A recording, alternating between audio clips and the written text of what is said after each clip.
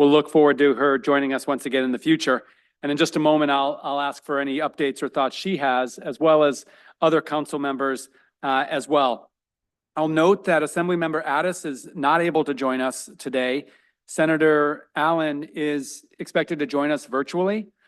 Secretary Garcia is not able to be here in person, but we're thankful of having her designee Katie Landau, as we are thankful of having Jim Evans, who serves as Chief of Staff to Assemblymember Addis. I'll just say that I'm recently back from the Conference of Parties in Dubai, which is the convening that the United Nations organizes of nations around the world and governments around the world to work together combating climate change. And as we know, climate change and its impacts are accelerating, and we're running out of time to move further and faster to combat climate change. So I was one of many on a delegation from California to share what we're doing in California, including what we're doing along our coasts and around the ocean, and to press our governments for to move more quickly and decisively on climate change. And so much of what we talk about in this meeting and in the work of OPC touches climate change. So I just wanted to share that California was well represented between our legislature and our statewide elected leaders, and then our agency leadership as well. So with that said, let me turn it over to the Lieutenant Governor. Thank you very much, Chair Crowfoot. Yes, it is my last meeting of the year. And as you noted, every other year, I have the privilege of serving as the chair of the State Lands Commission. And by virtue of serving as chair, I have the opportunity to serve on this board as well. And let me just say, I think that it's been another very productive year, directing resources and attention to some of the top priorities, whether it's combating climate change, sea level rise, preparing for an offshore wind future of our state, or as this body regularly does, ensuring the health of our ecosystems off of the coast. So while I will miss serving next year, I'll be back again the year after. And I'll also note that starting at the beginning of the year, the person I alternate with, the controller, is a relatively new controller, and it will be her first time, Controller Malia Cohen, serving on this body. And I know that you will benefit as much as we have at State Lands Commission from her leadership. So I know the work goes on, but to your point about your participation at the Council of Parties, the COP28, along with a large delegation from California, the work that we do in this state is it is a pillar of hope and inspiration for people around the world who are committed to combating climate change, reducing emissions, and saving our beautiful planet. So thank you very much. Thank you, Lieutenant Governor. And as I sometimes do, I'm very eager to jump into the discussion and forgot to call roll. Oh. So I'm going to go ahead and do that and ask our colleague Holly to call roll. Thank you so much. Secretary Crowfoot. Here. Lieutenant Governor Kounalakis. Present. Senator Ben Allen. Here. Okay. Katie Landau. Here. Jim Evans. Here. Megan Rocha. Here. Alexis Jackson. Here. Thanks so much. We have a fun-filled, action-packed agenda here today that I'll outline in just a moment. But before that, I wanted to ask council members to share any updates or opening remarks that they may have before we delve into our agenda today. Dr. Jackson. I'll start and was asked to share a little bit of an update from the UN treaty negotiations on plastics. So the Intergovernmental Negotiating Committee met for its third time in Nairobi from the 13th to the 19th. And so there were folks from hundreds of countries around the world, really strong NGO and academic presence, and we're tasked with evaluating the the zero draft of the treaty, which is really like an options paper that speaks to what along the full life cycle of interventions we can do to address plastics should we consider. And I think while, there was some stalling tactics that came from a small majority of countries, I still left the meeting hopeful that the majority of countries around the world see the problem, I think, in the ways that a lot of people do, realizing that we need upstream and downstream solutions, that some of those upstream solutions like reducing production and redesign and reuse are really great solutions to help with some of the pollution that's happening for small island developing nations and for countries around the world. So there's a lot of work to do. There's a challenge with they weren't able to leave with a really clear task of work to do in the intersessional period. So that will be a hurdle in figuring out how we draft this beast of a treaty by the end of 2024. But I think that there is movement towards something truly meaningful. So I think we'll all kind of stay tuned as we continue to see how the meetings proceed. Yeah, and as I shared with you before the meeting, we're really eager to engage with you in better understanding the role that California state government can play in this process. The United Nations has established this treaty to limit plastic pollution across the world, and it's a treaty comparable to the Treaty on Climate Change, which we just discussed, as well as a treaty on biological diversity or biodiversity. And so California already plays a role in the convention or treaty on climate change and biodiversity.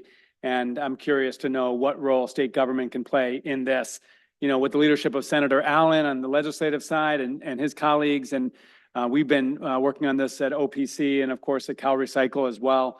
I think we have a great interest in California in driving for a global solution to limit plastics that are, of course, poisoning our ocean right now. So thank you for your leadership there. More to come on that. Others, Megan.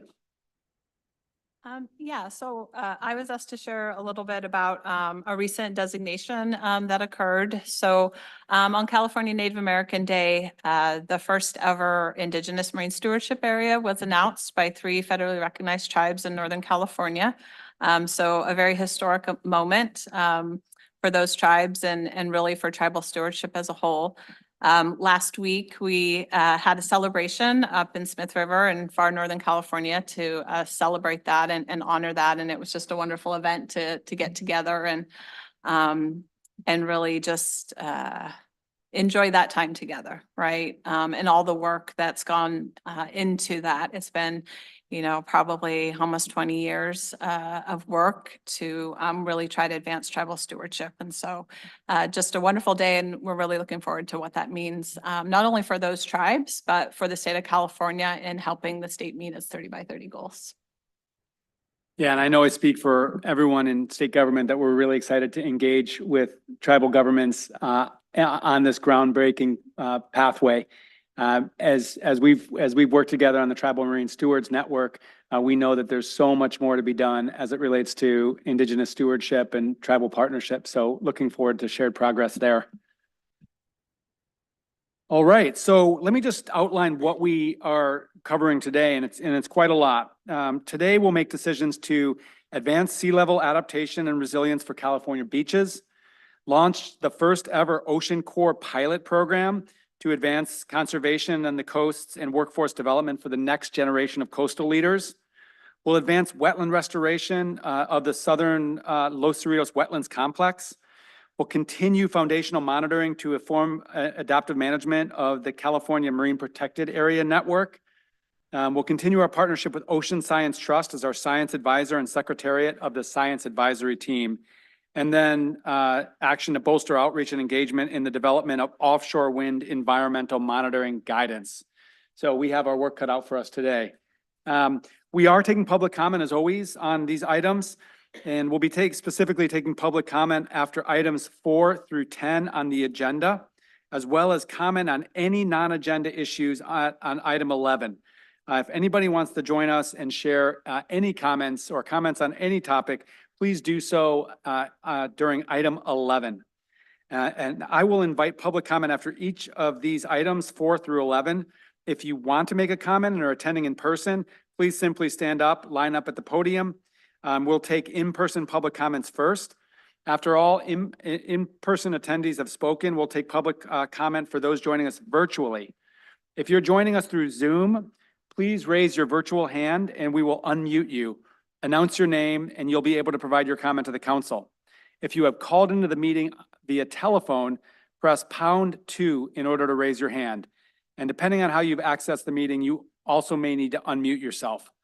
Public comment is limited to 2 minutes each, and that will allow us to get through the public comment and all of the items that we have here today. There'll be a timer on screen to track your allotted time. And importantly, anyone interested in providing comment will need to raise their hand and or press #2 if you're calling in by the end of the agenda presentation. Hands raised or indications of desire to speak after that time will not be placed in the queue for comment. So sounds more complicated than it actually is. We usually get through this pretty well. And of course, we always appreciate having public comment. So let's then turn to our fearless leader, Executive Director Jenn Eckerle, for her update. Thank you so much, Secretary Crowfoot. I would like to start by also expressing my gratitude to the Lieutenant Governor for her leadership on this council and more broadly on issues facing the coast and ocean in California. We will miss you in 2024, but we will keep you updated on our progress next year. Shifting to programmatic efforts, I'd like to start with a few updates on sea level rise. As you recall, the Ocean Protection Council, in partnership with Ocean Science Trust and a scientific task force, has been updating the 2018 State of Sea Level Rise Guidance with best available science and policy recommendations for adaptation planning and projects. We hope to release this 2023 update for public comment by the end of this year and plan to bring the final to the council for adoption sometime next year. The public comment for this guidance document will be open for 45 days and will include a range of opportunities to learn more and provide feedback, including a webinar, 3 in-person regional workshops, and presentations at agency meetings, including the Coastal Commission and BCDC. We will also conduct additional formal government-to-government tribal consultation. News of the draft guidance release and next steps to provide feedback will be posted on our website and shared through our listserv and social media channels. I'm also thrilled to share that by the end of this week, OPC anticipates launching our SB1 grant program. At our last meeting, the council approved staff to move forward with this effort. The release of our grant solicitation will provide critical funding for local, regional, and tribal governments to develop sea level rise adaptation plans and projects along the California coast and the San Francisco Bay shoreline. This funding will also advance implementation of Senate Bill 272, authored by Senator Laird and signed by the governor this year, which requires that these plans be in place by 2034. To support these SB1 investments in under-resourced and vulnerable communities, OPC staff has selected a highly qualified team led by Coastal Quest to develop and adaptively manage our first ever technical assistance program. This technical assistance program will provide direct application assistance, including capacity building and grant writing support to applicants that represent environmental justice communities applying for our sea level rise adaptation funding. The technical assistance program is expected to launch in spring 2024, and more information about this program can be found on our SB1 funding webpage. Turning to some federal news, last Friday, the Biden-Harris administration released the first ever U.S. ocean justice strategy to advance and integrate principles of equity and environmental justice into federal ocean activities. The California Natural Resources Agency and OPC submitted comments earlier this summer to highlight California's efforts in this space. The final federal strategy includes 3 overarching goals which reflect California priorities, including embedding ocean justice into federal activities, developing a diverse, equitable, inclusive, and accessible federal ocean workforce, and enhancing ocean justice through education, data, and knowledge. On the plastics front, Councilmember Jackson just gave us a really great update. Negotiations are underway to develop an international treaty. And the 4th negotiation session will be taking place in Ottawa in Canada next April. Ocean Protection Council staff are actively tracking and seeking opportunities for CNRA leadership to engage. Plastics were also highlighted at COP28 this past week. California Department of Food and Agriculture Secretary Karen Ross represented the state of California in a side event to highlight the important role and leadership of subnational governments in combating plastic pollution alongside the governments of Canada, Quebec, and others. Turning to 30 by 30, yesterday OPC and the Ocean Science Trust kicked off a really fabulous first meeting of our 30 by 30 technical advisory panel. This is a group of interdisciplinary experts that are going to provide guidance, scientific guidance, to help the state evaluate which existing spatial management measures in California coastal waters meet the definition and the intent of 30 by 30.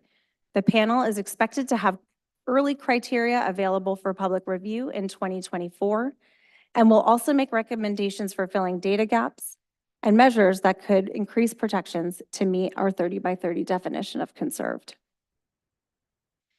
Turning now to once through cooling, informed by Ocean Protection Council funded research, the State Water Board recently released a draft resolution proposing to revise current interim mitigation calculations for coastal power plants that are currently using once through cooling technology.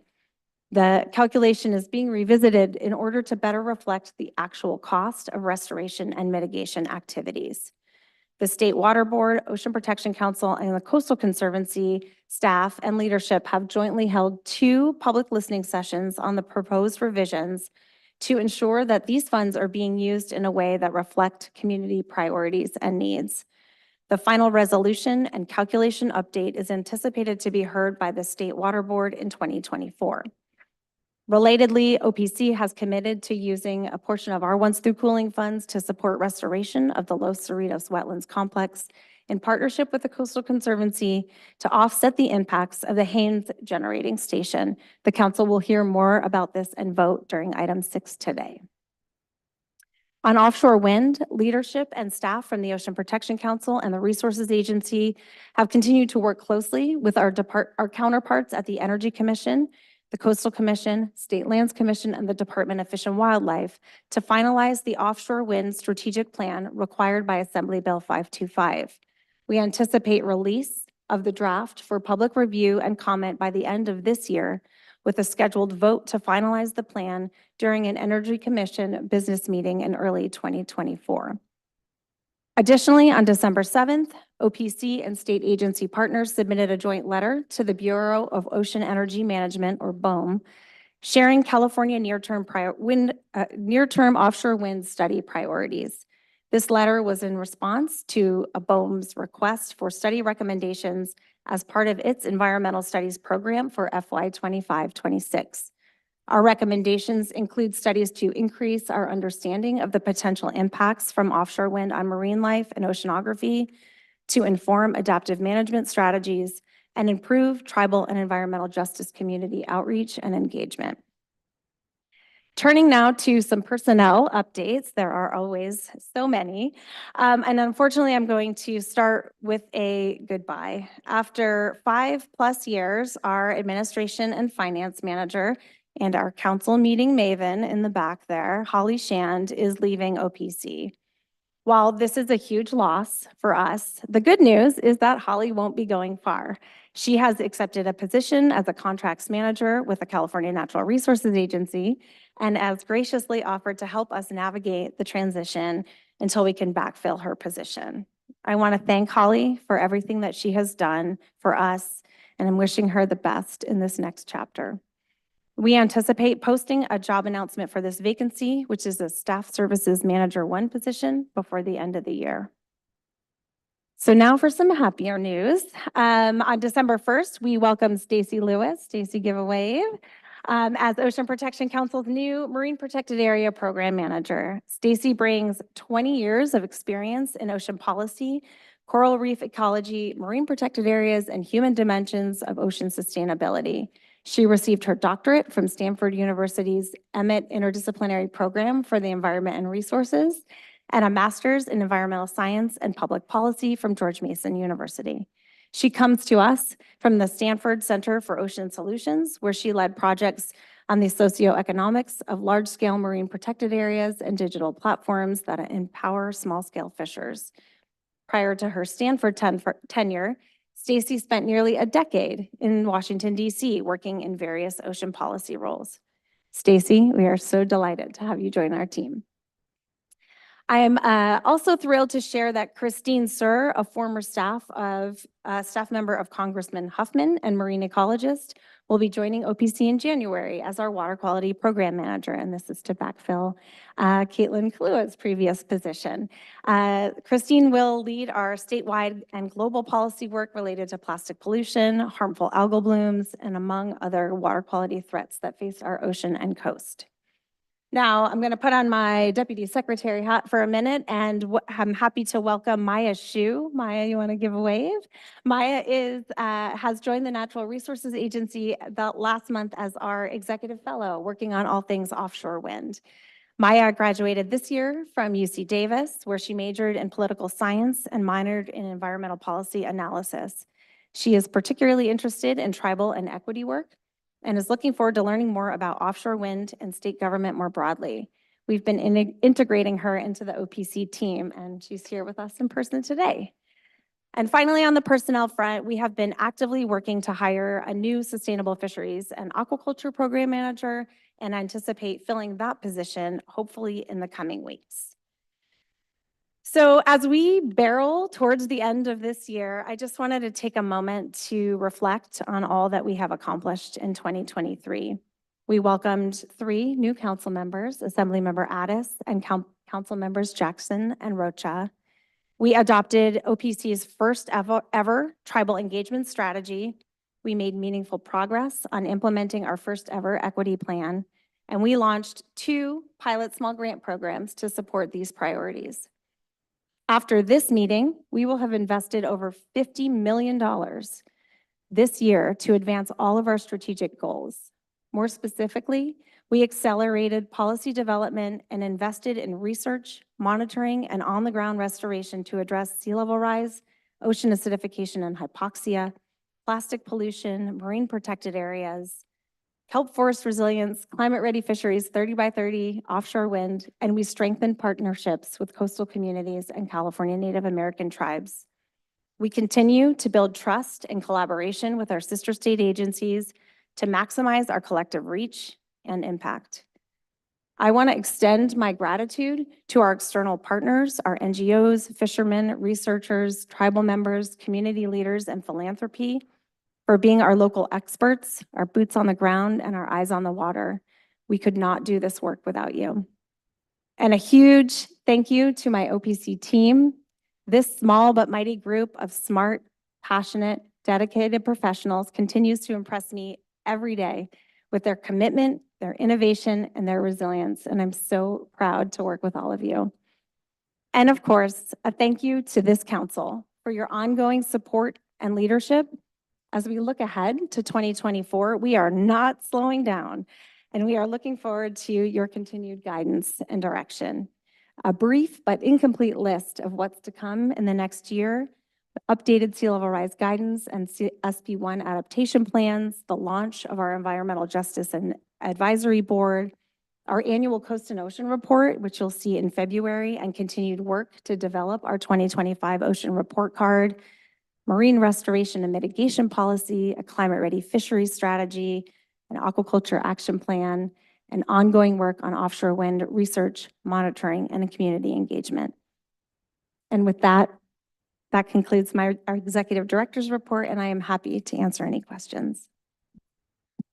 Thanks so much. What an impressive wrap up on all that we've collectively accomplished in 2024, and quite an ambitious set of goals for 2025.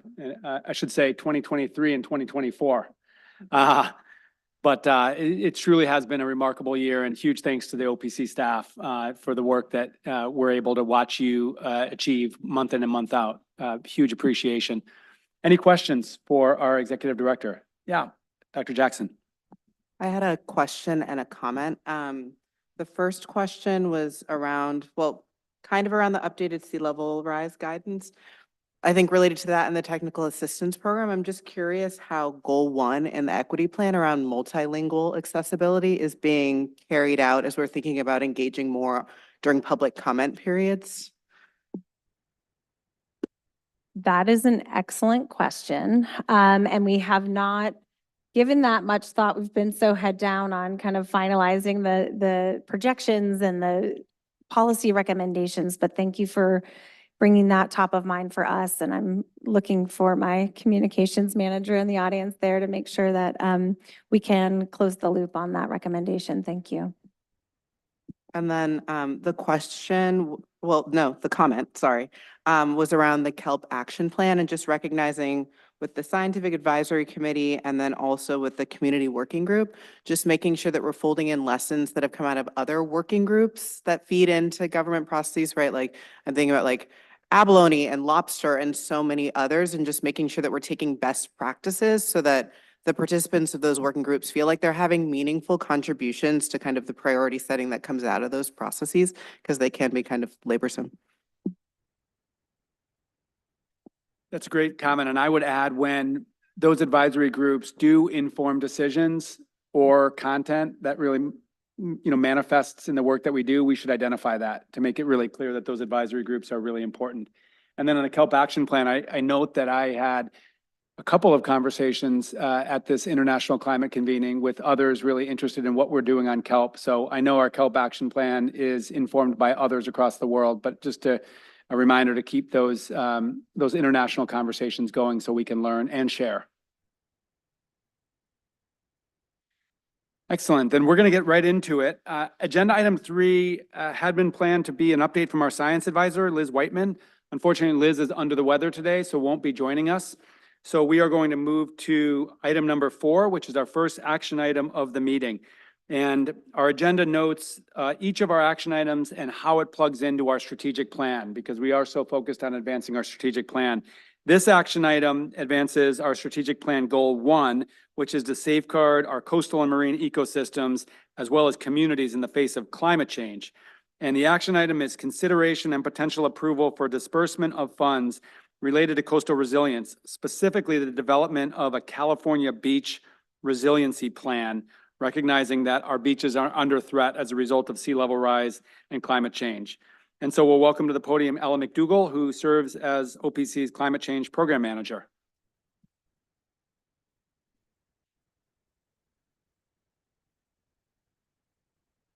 Thank you so much. Good afternoon, council members. Thanks for your time today. My name is Ella McDougall. I am OPC's Climate Change Program Manager, and I'm really excited to present to you item 4, the development of California's Beach Resiliency Plan. Slide, please. California's beaches are vulnerable to sea level rise, coastal climate change, erosion, and storms, which may result in drowned beaches, economic loss, and threats to habitats and biodiversity. A recent study done by USGS found that with 3 feet of sea level rise, erosion was a serious risk to our beaches, and around 25% faced complete inundation. We also saw an early peek into coastal climate change with the January storms earlier this year. Statewide, that single event cost us $34 billion, representing the financial challenges that may come with sea level rise. Despite these dire numbers, work is underway. OPC is working to create a vulnerability assessment of all coastal habitats, including beaches, to sea level rise. The state sea level rise guidance is also being updated with best available science to guide planning decisions, but this does not yet include habitat level analysis for beaches and their specific adaptation strategies. There's also funding and legislation that is moving to enable sea level rise adaptation, including SB 272 and SB 1, which funds OPC's forthcoming sea level rise adaptation planning grant program.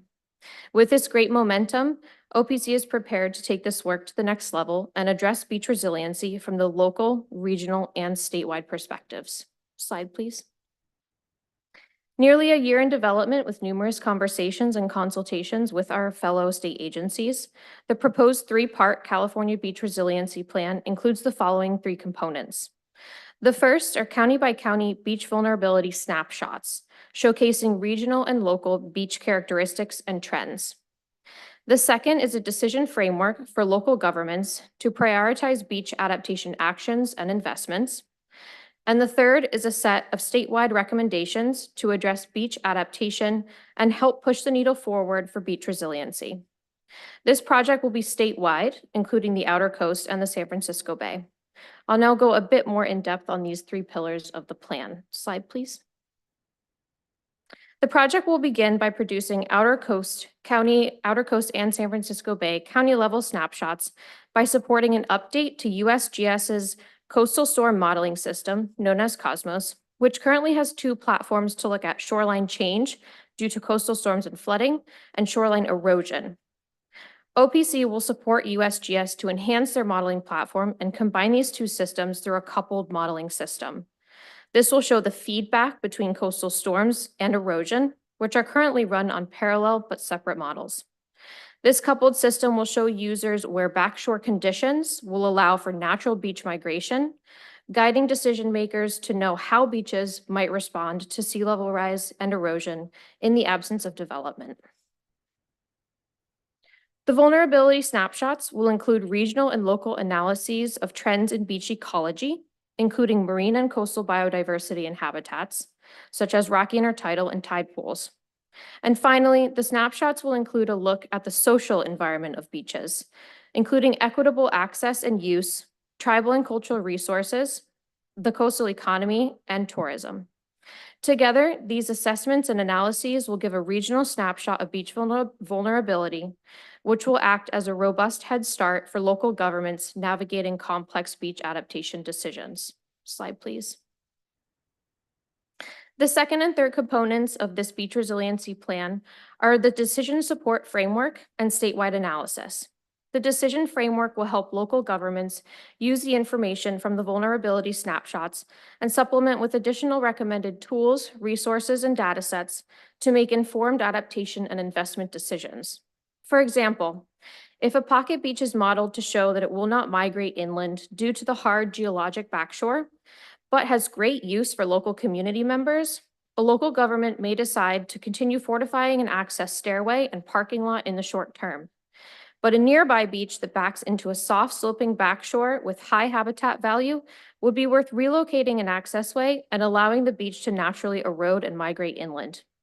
These are tough decisions that local governments are already facing, and this plan will help navigate their process towards smart investments. Finally, the statewide analysis will zoom out to the 50,000-foot level to see how the state is progressing in terms of beach resiliency and adaptation. Part gaps analysis, part forward looking for next steps, this statewide analysis will be of great use to policymakers and regulators alike. Slide, please.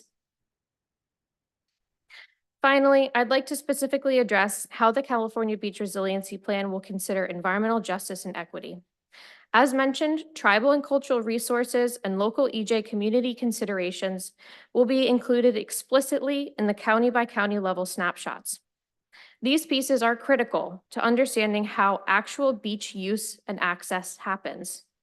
This will lead to a better understanding of how vulnerable and underrepresented communities use the beaches and how specific adaptation actions may benefit or harm those communities and groups of people. Slide, please. To sum this up, staff recommends you approve $2,100,000 to the University of Santa Barbara to develop the California Beach Resiliency Plan, which supports OPC's Strategic Goal 1.1 and the State Sea Level Rise Action Plan Key Action 1.13. Thank you for your consideration, and I'm keen to answer any questions.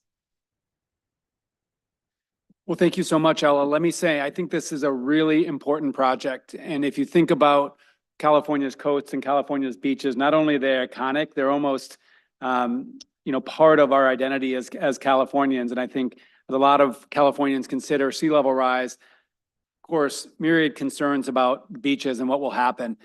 Jenn and I had an opportunity to be in conversation with the award-winning reporter Rosanna Shaw yesterday, who's written a book called California Against the Sea. And she highlights that many cities have taken many actions, different actions to try to protect their beaches, many which ultimately were proven not to be cost effective. So I think this is really helpful. I would have two suggestions. One is on that second pillar of the work is make sure that the information that becomes available to local communities is accessible and packaged in a way that can inform their decision-making. Too often, sometimes scientific documents are hard to interpret for the actual decision makers. And then number two, through our communications team, would be use this report as an opportunity to lift up awareness across California of the impacts of sea level rise on beaches. to build a sort of a tangible understanding of what can happen as a result of sea level rise. To me, this is just the type of information we need to be developing at OPC that our local communities can act on. So thank you for the work to date. All right, seeing no other comments, I would entertain a motion to approve this proposal. So moved. Okay, is there a second? Oh, sorry. Thank you so much. I'm about 5 degrees off in my meeting facilitation today. Let me back up and ask for any members of the public comment to share comment. And we'll turn it over to Holly. We see nobody in the room here at the Natural Resources Agency headquarters. Thank you, Secretary Crowfoot. I have one public speaker, and it's Mr. Sadowski. Mr. Sadowski, you have the floor. Thank you. Richard Sadowski, Homefront, EJ, Morro Bay. We agree with the funding to be spent on this sea level rise assessment. And just a short comment on one of the things that a lot of times omitted is maybe in having an overlay, not only of the flood zones, but also the sewer collection systems that are along the coastal areas that are susceptible to exfiltration and infiltration from the flooding that occurs as well. And so just making that part of the vulnerability and adaptability for that program. Anyway, thank you for the opportunity to speak. Thank you, Mr. Sadowski, and I'm hopeful that this report informs community leaders like yourself around the actions you can take on the Central Coast to protect beaches to the extent possible. So thank you for that. Any other public comment, Holly? None that were raised before the end. Okay. Thanks so much. So we recognize that Lieutenant Governor has made a motion. Is there a second?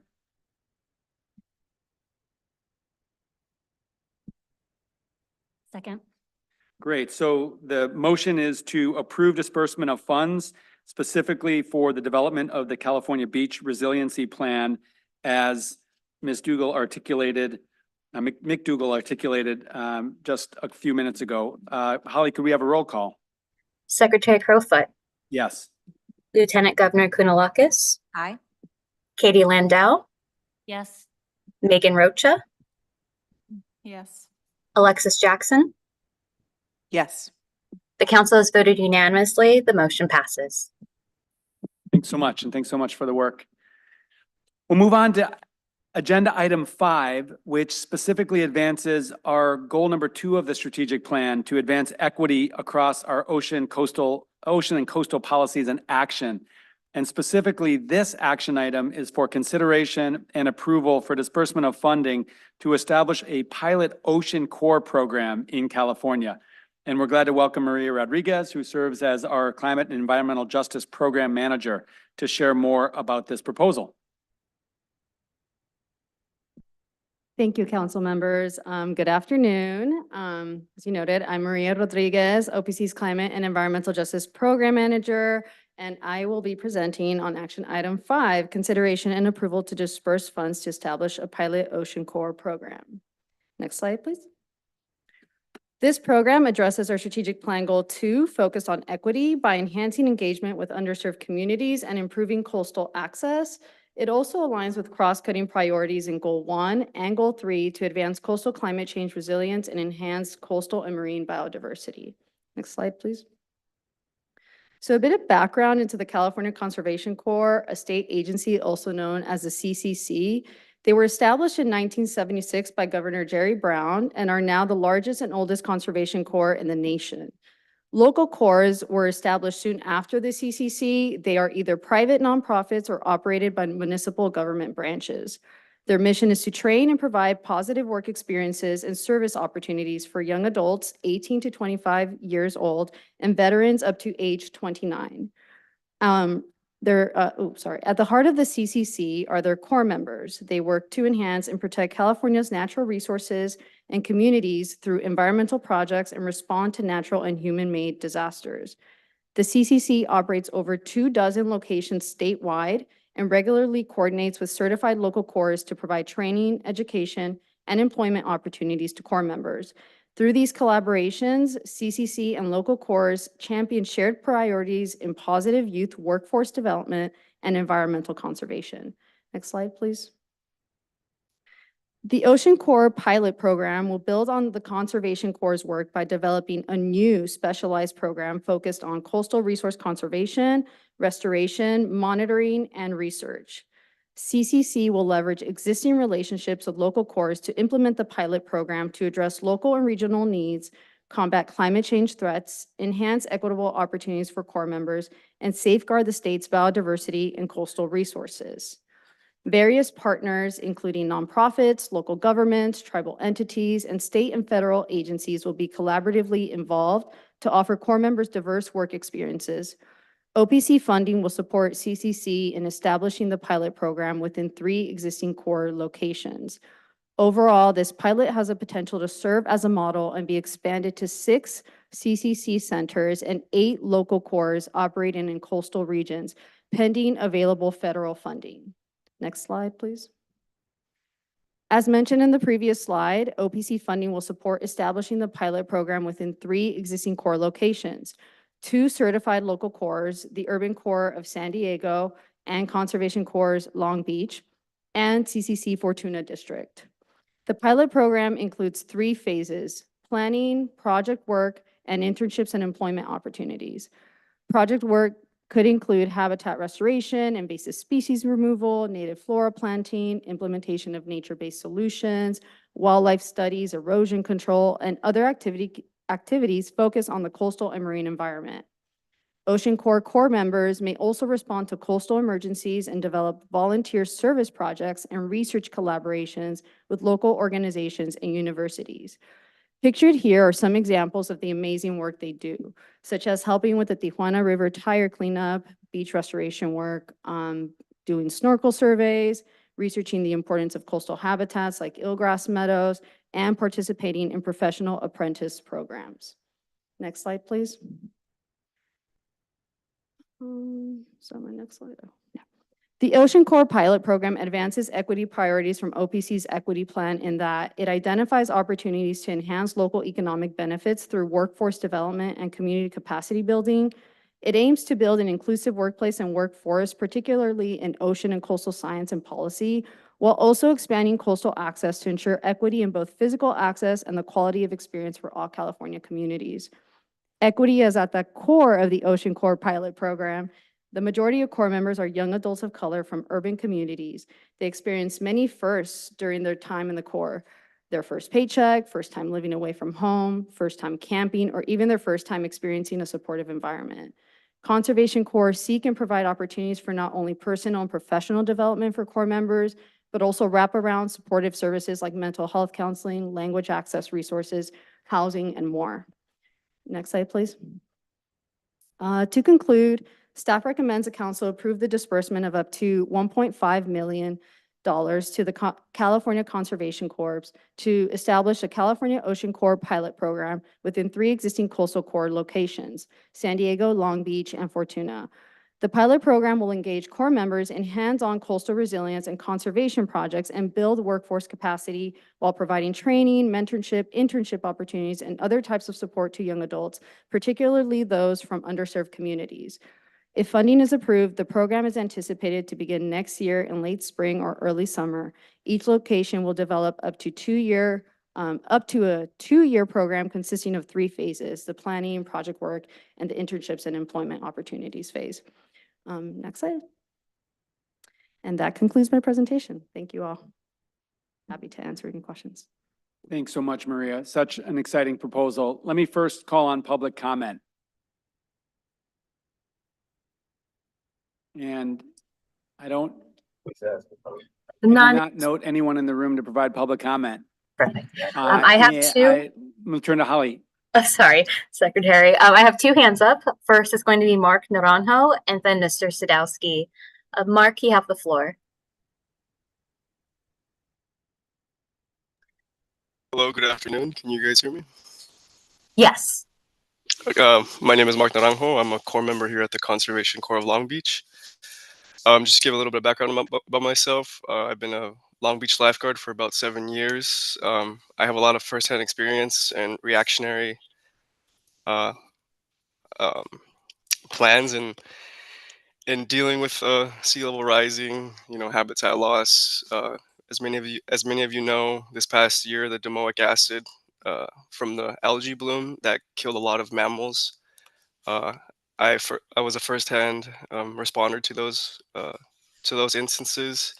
Hurricane Hillary, all we did was, fill up sandbags trying to protect a lot of houses along the shorelines. So this is a big opportunity for California to overcome this climate resilience. Um, and as a core member, I've done a lot of projects here as far as like habitat restoration, working with the Cleveland National Forest, working with the Seal Beach National Wildlife Refuge, um, and even being a friend of the National Seal Beach Wildlife Refuge. And so I think it's a good opportunity for core members here to get into these fields and further develop their skills. I know many of my friends I've been speaking to about this. They're very excited for this project, and we're very much looking forward to being a part of this and restoring California's habitats, because it really needs to be done now and not later. So thank you very much. Thank you so much for your comments and for your leadership in your local core. Our next speaker is going to be Mr. Sadowski. Mr. Sadowski, you have the floor. Richard Sadowski, Homefront, EJ, Morro Bay. We think that this is an awesome opportunity. Our group is part of the volunteering with the California College Corps program, and I just want to tell you what kind of encouragement it is to work with the young people on climate change issues. And this pilot is just what's needed right now in California to get all hands on deck and be able to cross-pollinate cultures and experiences toward a common goal and bring value to not only what we do, but also to each other as we work toward a better a better world. I really love these programs that involved and give opportunities to the young people, and especially in the marginalized communities to work on things that are climate change related. Thank you. Thank you, and thank you for your engagement with College Corps. College Corps is a program that's championed by Governor Newsom that actually provides educational stipends to thousands of California college students to be engaged in their local community doing environmental and socially beneficial work. So really excited to have College Corps out there across the state. So Maria, thanks so much for your presentation. I don't know if anybody has questions. I've got just a comment or two. First is I'm really enthusiastic about this pilot project. As the leader of this agency, I'm proud that our California Conservation Corps is a department within the agency, and I've seen the Corps members' work addressing any manner of challenge across the state, including climate impacts. And I think it's such an interesting and smart idea to apply the Conservation Corps to our oceans and coasts. As you noted, not only do these core programs benefit the work that needs to get done, but they also develop a pathway for young Californians to find their way into leadership positions and careers in conservation. And I'm really excited that young people, if we approve this, will be able to get this training and start off on this pathway around ocean conservation. I understand that there's a bit of an origin story with this that Director Eckerle was explaining, and I'll invoke somebody in the room. But Jenn, can you just talk a little bit about the genesis of this idea? Yes. So a few years ago, there was legislation that was proposed by Senator Newman to establish an Ocean Corps program in Huntington Beach. It was connected to potential funding for mitigation from the Huntington Beach oil spill. And we were tracking that legislation very closely. I thought this was a really incredible idea. And when that bill was not signed into law, I just kept thinking about the idea. And then I just happened to serendipitously sit next to the director for the California Conservation Corps at your director's convening, Secretary Crowfoot, last year. And we just started brainstorming. And my goal for this program was to leverage the incredible expertise and work that the California Conservation Corps and the local corps are doing, but really achieve several goals. One, can we get a pilot that has geographic scope across the entire state of California, recognizing limited resources for a pilot? Can we ensure that the program provides skill building and expertise in coastal restoration, monitoring, research, and build that workforce pipeline for the next generation of ocean stewards? And can we get those programs into places where we're going to have maximum reach for underserved communities and tribal communities? And so that was the goal for this program and this pilot. And I'm just so thrilled that it is before you in your consideration today. I would love to recommend that should this be approved and the program go forward, that in a year from now, we invite these Corps members to come back and talk to us about their experience. I agree. In my friendly amendment, we would also ask them to invite us to their locations to see their work. And I want to acknowledge that California Conservation Corps director, who was 50% of this idea, which is Bruce Sato, who is our legendary director, recently retired, in the room today.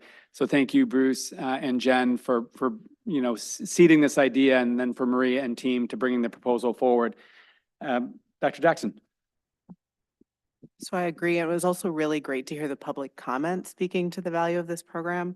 I also think it's a tremendous opportunity to build and diversify the workforce of the future, right? And I think that the pilot is really thoughtfully designed in thinking about, already thinking about scalability. How could this move beyond those 3 sites?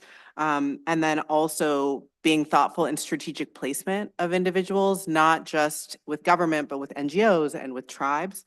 And I think what I would flag, similar to past legislative efforts, I'm glad that came up, is that I think that there's areas to, again, learn from other corps out of state, like a lot of the work that's being done in the Gulf.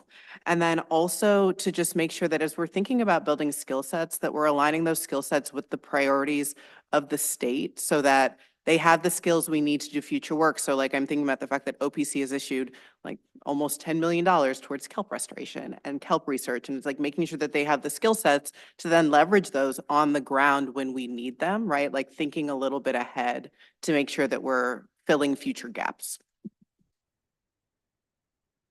Thank you so much for those comments. Megan. Yeah, I just had a question. Yeah, the CCC do wonderful work, and I've engaged with them many times up in our area. I'm just curious sort of how you see the work of this particular pilot being different sort of from what the Corps sort of currently do.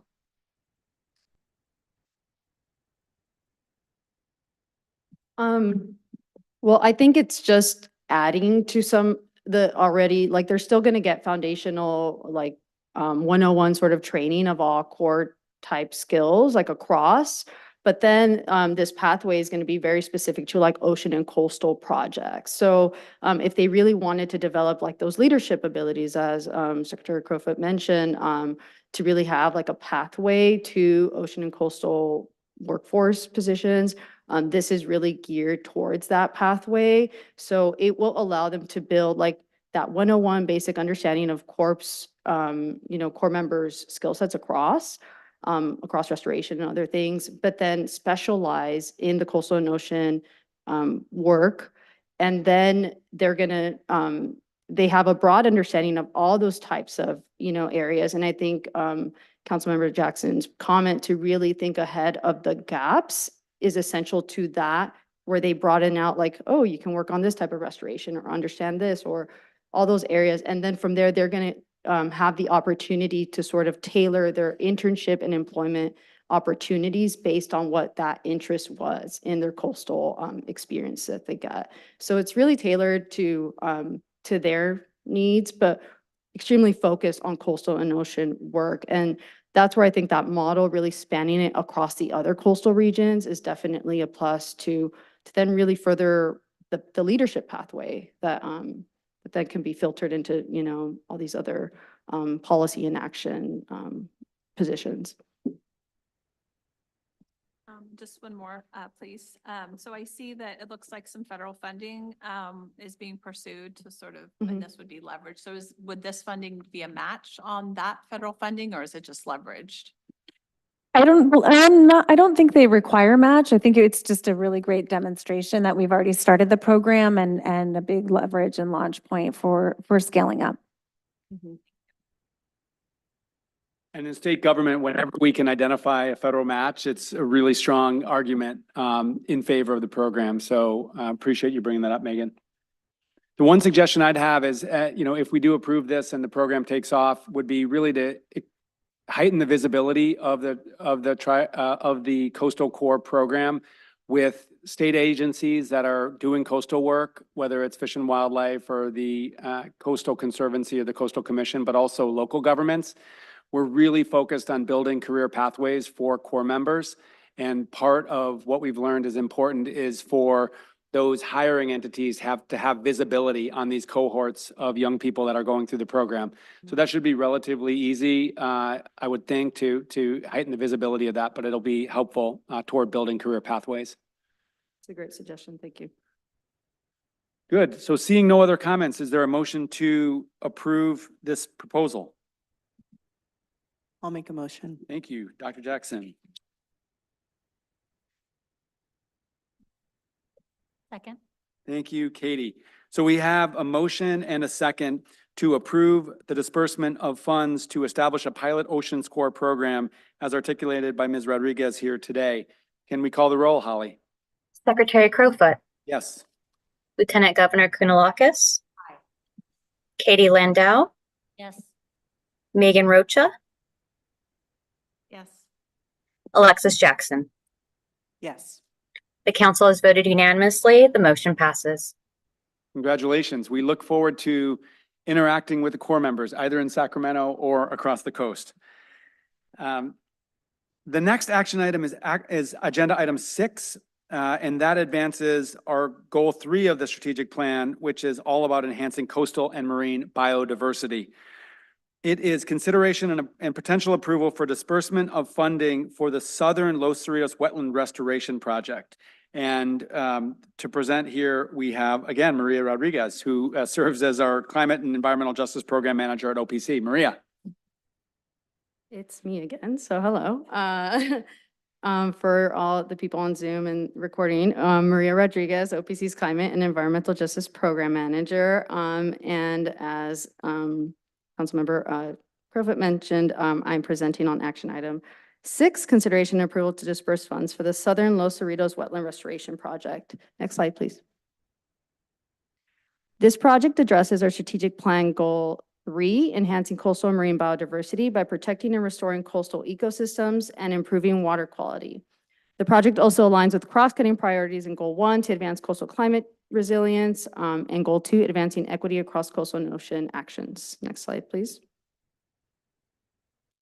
The Los Cerritos wetlands historically covered 2,400 acres at the mouth of the San Gabriel River, and this figure indicates that the historic area was characterized by extensive tidal marshes and alkali meadows. Looking at the project location on the right, after decades of urban disturbance, just over 500 acres remain, outlined in yellow, straddling the LA Orange County border. The southern Los Cerritos Wetlands Project area, which we are discussing today, is highlighted in teal and consists of 103.5 acres. Next slide, please. This is an aerial image of the southern area and shows extensive wetland loss and damage. The project site has been heavily disturbed over the past century by agricultural and industrial land uses. In the 1950s and 60s, loss occurred due to filling of the wetlands with dredged material from channelization of the San Gabriel River and creation of the Haynes Cooling Channel, which brings water to the Haynes Generating Plant, a power station owned and operated by the City of Los Angeles Department of Water and Power. The site also has been used for oil extraction and is surrounded by commercial and residential development. Despite this degradation, some salt marsh habitat still persists on site, which you can see in the darker green along a drainage channel. The light green is invasive vegetation that covers a majority of the site. Next slide, please. Although the Los Cerritos wetlands are surrounded by urban development and have been dramatically altered, they provide valuable habitat for several species. Special status species occurring in the wetlands include Belding savanna sparrow, Leisbell's vireo, and the western snowy plover, just to name a few. Salt marsh fish species can also be found in the tidally influenced channelized drainages. While these species still utilize this area, their populations could be substantially increased if the wetland habitat is restored and enhanced. Next slide, please. Protection and restoration of the Los Cerritos wetlands has been a regional priority, listed on the Southern California Wetlands Recovery Project work plan since 1998, and has continued to gain support from local, regional, and state partners. The Los Cerritos Wetlands Authority was formed in 2006 as a joint powers agency of the Coastal Conservancy, the San Gabriel and Lower Los Angeles Rivers and Mountains Conservancy, and the cities of Seal Beach and Long Beach to restore and manage the Los Cerritos wetlands. Next slide, please. That mission has been supported through community engagement and stewardship programs, as shown here, that have been running since 2009 to share and educate the public about the Los Cerritos wetlands. The Southern Restoration Project will be the first large-scale restoration effort to be implemented in the Los Cerritos wetlands, a significant project for many community members and groups who have worked toward protection and restoration of the wetlands for more than a decade.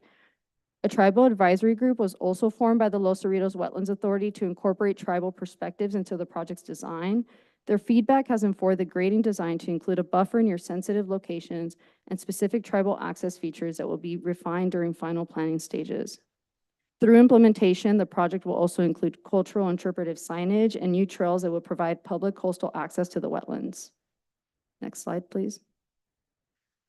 Staff recommends the council approve the disbursement of up to $6 million to the Los Cerritos Wetlands Authority for the Southern Los Cerritos Wetlands Restoration Project using OPC's once-through cooling interim mitigation funds. These funds are derived from payments made by power plants still using once-through cooling technology until these facilities come into compliance with the State Water Resources Control Board's Water Quality Control Policy on the use of coastal and estuarine waters for power plant cooling. The restoration and enhancement of this project's coastal wetland habitat will add critically needed refuge for sensitive marine life within the direct proximity and geographic region of the Haynes Generating Station, which still uses once-through cooling technology to operate. OPC funding will contribute to the State Coastal Conservancy's recently approved award and combined make up a total of $31,852,000. Project funds will support completion of final designs for the entire 103.5 acre site, including planning and permitting and implementation of an initial phase of restoration and public access improvements on a portion of the project site consisting of 54.5 acres. Funding will also support ongoing monitoring, adaptive management, and continued engagement and partnerships with community and tribal groups. Next slide, please. And that concludes my presentation. Thank you for your consideration. Thank you, Maria. Let's move to public comment. Is there anyone here in the room that wants to provide public comment? If not, we'll move to Holly. Yes, we have one public commenter. It's going to be Elizabeth Lamb. Elizabeth, you have the floor. Hello, am I unmuted? You are. Yes. Thank you. So sorry. So my name is Elizabeth Lamb, and I'm the executive director of the Los Cerritos Wetlands Land Trust. We're a grassroots organization, and our mission is to move as much of this land as possible into the public trust and restore the property to thriving coastal wetlands. We take members of the public on educational tours of the wetlands and are proud, particularly of our program that hosts urban community members and students on field trips so they can experience and learn about the wetlands ecology. We appreciate the thorough staff report and we fully support the recommended motion. This funding is critical to restoring wetlands and mitigating the harm caused by once-through cooling, but we want to add an additional thought for your consideration. These historic wetlands were dredged and filled in the 1950s to develop both the Alamitos and Haynes generating stations. Ever since then, the withdrawal of water for the cooling generators has degraded the ecological integrity of the remaining wetlands. Thus, to best ensure replacement value for mitigation efforts, we think it's critical to prioritize in-kind and in-place restoration projects. It's sound policy to ensure that the cooling water mitigation fees paid by the two power plants be dedicated to restoring the water body harmed by their operation, which is the Los Cerritos wetlands. You were discussing the restoration of the southern portion of Los Cerritos wetlands, and then there'll be opportunity and there'll be an effort to find funding for restoring other portions of Los Cerritos wetlands. So we are hoping that additionally you might request of your staff that they find a way to earmark upcoming mitigation fees from AES, Alamitos, and Haynes for future nearby wetlands restoration projects to provide that direct and in-place mitigation for the ongoing harm. And we want to thank your staff, and we want to invite you and your staff and anyone interested out to Los Cerritos wetlands for a nature walk or a kayak tour so we could show you firsthand these valuable wetlands. Thank you for your time. Thank you for your comments and for your leadership leading the land trust there on restoring the wetlands. As I've been educated, the Los Cerritos wetlands are so important given the destruction of Southern California wetlands and the dearth of existing wetlands. So greatly appreciate all that you're doing. And I will address your comment or your suggestion in just a moment. But let me just turn to Holly and ask if there's any other public comment.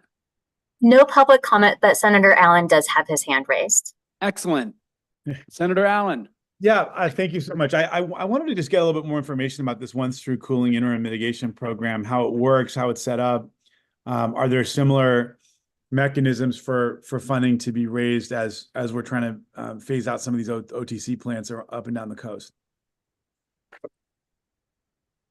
Yeah, thanks. Let me turn to Director Eckerle.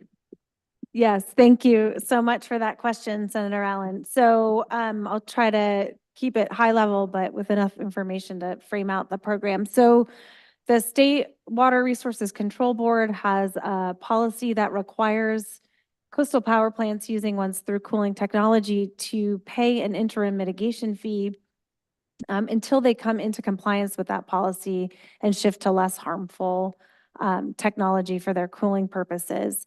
The funds that are provided through that interim mitigation program are based on a calculation. We talked this morning briefly about how that calculation is being reevaluated to better reflect the cost of restoration and mitigation. But for right now, that funding goes a portion to the Ocean Protection Council and a portion to the Coastal Conservancy. So $5.4 million of those funds annually come to the Ocean Protection Council. Anything above that amount goes directly to we transfer to the Coastal Conservancy. There are two plants where those payments go directly to the Conservancy.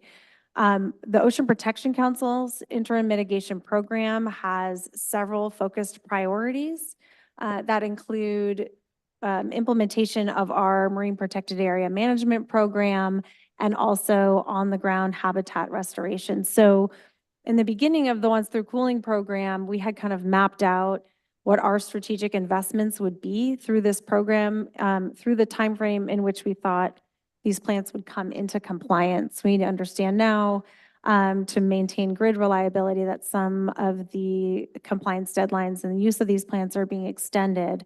But at the time, we had set aside a certain percentage of funding to go towards components of our MPA management program and also to on-the-ground restoration. So this funding today is part of our commitment to investing in restoration on the ground. I will add that as part of the process that we're going through to revisit the calculation and the programs as a whole, the Water Board, the Conservancy, and OPC are thinking through what the next iteration of this program looks like. We have heard repeatedly from community members that they are very interested in how decisions are being made about investments with this funding and how to better relay community priorities and needs to help direct strategic investments of these funds. We are committed to doing that work in partnership with the Water Board and the Conservancy. We've started a series of listening sessions. We'll be doing more community engagement and really taking a look ahead at how we continue to implement this program in a way that meets the goals of mitigating the impacts to marine life from this technology for the purposes of meeting the policy goals. So this is a fund that currently operational OTC plants are paying into that then gets shared between the OPC and the Water Board? Or is it a fund that was set up before? I mean, it's being paid into as we speak as a mitigation fund from currently operating OTC plants? That's correct. And the funding does not go to the Water Board. It comes directly to us and to the Coastal Conservancy. A Coastal Conservancy. Okay. And does there have to be a nexus between the payment from a particular plant to the mitigation that it's paying for?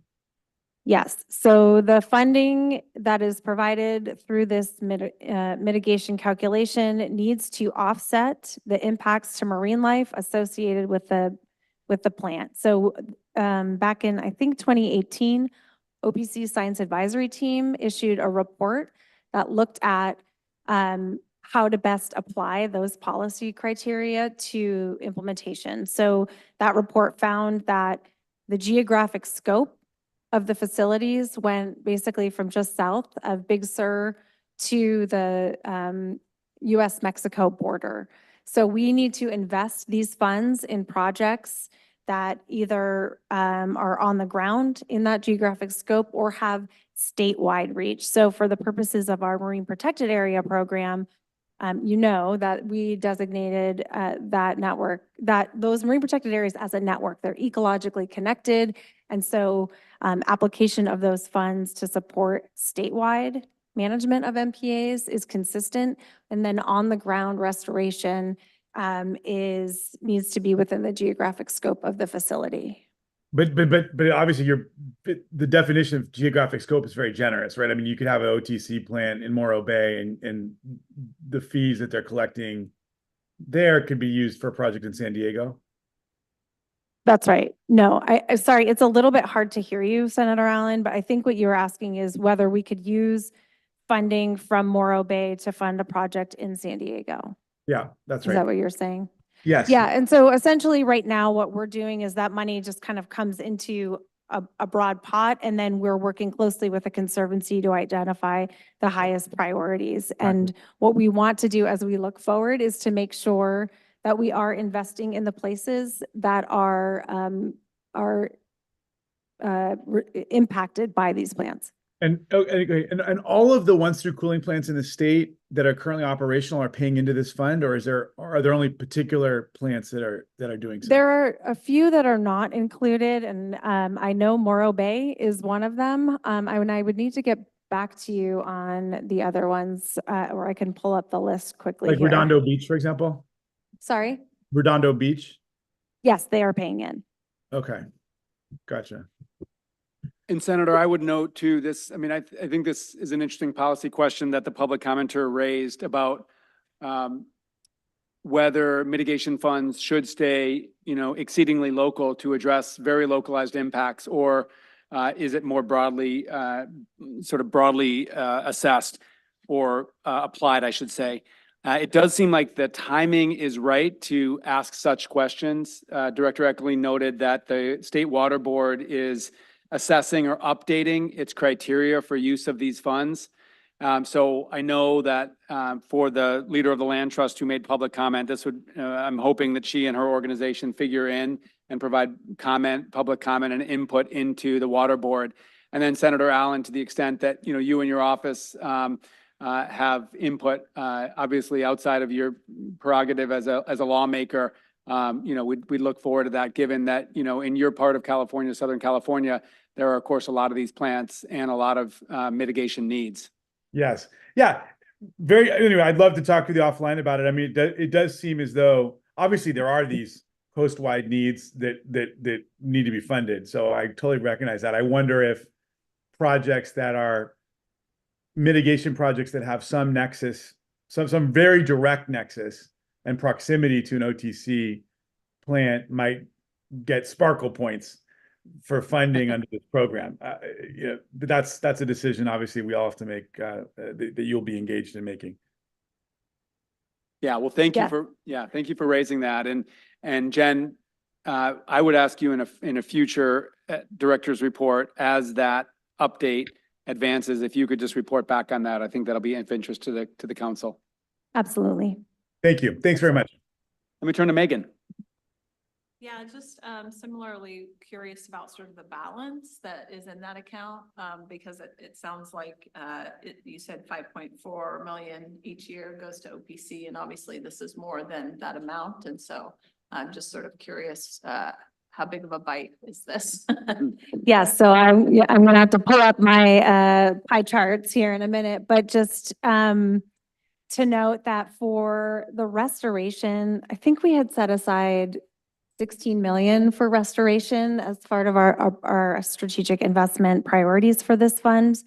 And as you all know, it takes a long time to get these restoration projects online through the environmental review process and permitting. And so what we've been doing is stockpiling a bit of this funding until there was a project that was ready to hit the ground. And so that's where we find ourselves right now. That's why we have more money than our annual 5.4 is that we've been setting aside this particular pot for restoration purposes. And we've got the flexibility to do that. I think to your point, to all the council members' points and the sparkle points that Senator Allen raised, I think as we look ahead, really thinking about what is the prioritized list of ready restoration projects that are in the vicinity of these plants? What are the community needs and priorities, and really kind of being more transparent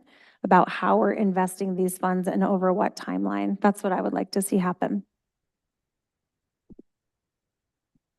Yeah, thank you. And I note that our colleagues at the State Coastal Conservancy are investing a significant amount of funding in restoration, upwards of almost $26 million. So this is a really large and exciting coastal wetlands restoration project.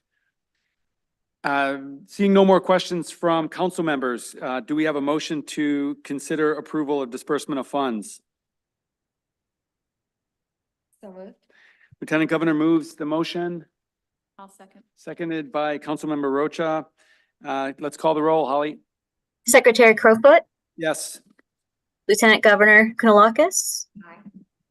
Katie Lindell, Yes. Megan Rocha, Yes. Alexis Jackson. Yes. The council has voted unanimously. The motion passes. Thanks so much. And we'll be excited to learn of progress with the restoration project, ideally in photos as construction comes online next year. I heard an invitation for a site visit. I would welcome that. I also want to add that the Conservation Corps Long Beach may also be helping on the Los Cerritos project. So that's also really exciting. That is exciting. A great dot connector. So let's move on to agenda item number 7, which also advances our strategic plan goal of enhancing biodiversity on the coast. And this is consideration and potential approval for disbursement of funds between 2024 and 26 on marine protected areas monitoring. And we welcome to the podium Mike Eckerle. Thank you, Secretary Crowfoot, council members. Yeah, I'm Mike Eckerle. I'm our Senior Biodiversity Program Manager and Tribal Liaison here at OPC.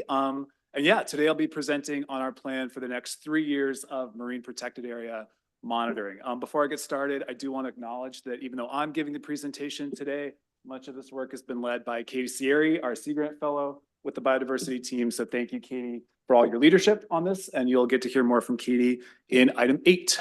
Next slide, please. So to start with, our MPA monitoring program here in California has been instrumental in informing the first 10-year management review of California's MPA network, which was led by the California Department of Fish and Wildlife and was completed just earlier this year. So in that review, we saw monitoring results that really showed strong evidence for many habitats and species that MPAs are working to protect marine biodiversity. Next slide, please. And one key recommendation coming out of that review was to improve and strengthen and sustain cost-effective long-term monitoring. So earlier this year, the Department of Fish and Wildlife and OPC hosted workshops with the individual monitoring teams from up and down the state to talk about lessons learned, reflect on the results, and think about ways to really drive innovation and center equity as well as we move forward with this work. And these workshops produce concrete plans that are going to guide monitoring in 4 habitats for the next 3 years. So that's what I'm going to go through in detail now. Next slide, please. So we'll start with sandy beaches. And previously, researchers with this monitoring team out of UC Santa Barbara found that the biomass of some surf zone fishes, as well as overall community diversity, was higher inside MPAs as compared to outside. So moving forward, this research team is going to continue to collect that data to look at those patterns, as well as patterns of physical habitat characteristics, potential sea level rise vulnerability, and human uses of sandy beaches as well. Next slide, please. So next we'll talk about rocky shorelines, very biodiverse, but also very vulnerable places in our state. So prior monitoring results have shown a positive response of many intertidal species, especially those commonly harvested species, those fished species in this ecosystem. And interestingly, intertidal habitats inside MPAs were found to be more stable over the course of a massive marine heat wave that struck our coast in 2015, as compared to non-MPA sites. So moving forward to kind of, again, to continue to elucidate those patterns and trends, this research team based out of UC Santa Cruz will collect biological and environmental data in these habitats with a focus on really important indicator species, community diversity, and overall stability of these ecosystems as our ocean changes. Next slide, please. Next, we'll talk about estuaries. So California has nearly 500,000 acres of estuary and wetland habitat, as you heard in Maria's presentation. These are also very threatened habitats as well. We're talking about eelgrass beds, salt marshes, tidal mudflats. And leading up to the decadal review, researchers with this team, which is based out of San Jose State University, actually developed the very first coordinated statewide estuary monitoring blueprint. So brand new plan for monitoring these habitats across the state.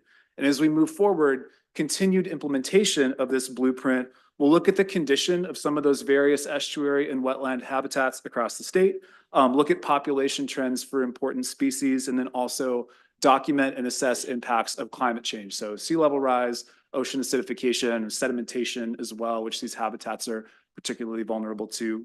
Next slide, please. And finally, kelp forests, some of California's most iconic habitats, but also, as we well know, increasingly vulnerable with climate change. Previous monitoring in these habitats has shown that heavily fished kelp forest species, so especially Southern California species like lobsters, have a very positive response to MPA protection. And while kelp forest ecosystems on our north coast, as we've talked about here before, were devastated pretty much across the board by the marine heat wave, some MPAs in other parts of the state showed that kelp forests were actually more stable, more persistent through that heat wave. So again, very encouraging when it comes to potential climate resilience of MPAs. This research team for kelp, led by researchers at UC Santa Barbara and UC Santa Cruz, will continue to collect biological data in kelp forest habitats inside and outside MPAs across the state, again, with a focus on those ecologically and economically important species. Next slide, please. So the results of this next round of MPA monitoring projects, looking at how ecosystems, yeah, I couldn't resist. That's a great picture. Looking at how ecosystems change as a result of MPA protection will help to further our understanding, this kind of emerging experiment of our unique and globally significant MPA network. How is it continuing to work to protect ocean health? But also more broadly, this MPA monitoring program that we've created and invested in is really the only comprehensive ecological monitoring program that we have in the state. So moving forward, we'll continue to have opportunities through this data to look at other management priorities like fisheries, climate resilient fisheries, invasive species control, and climate readiness more broadly. Next slide, please. But all of that being said, we do know that we have a lot of work to do to further strengthen and evolve this monitoring program. We need to continue to drive innovation and to support the development of some of those new, more cost-effective monitoring approaches. We also need to strengthen the connection between what the monitoring is showing us and the adaptive management decisions that we are making as a state. Next slide, please.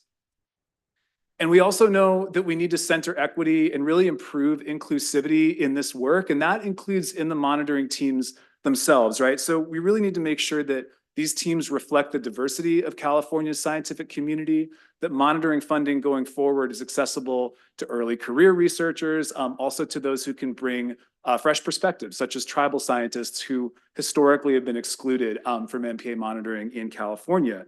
So we do recognize that these are longer term priorities, but please know that we're very committed to working with the Department of Fish and Wildlife, as well as the monitoring teams themselves to make progress on these priorities as these projects unfold. Next slide, please.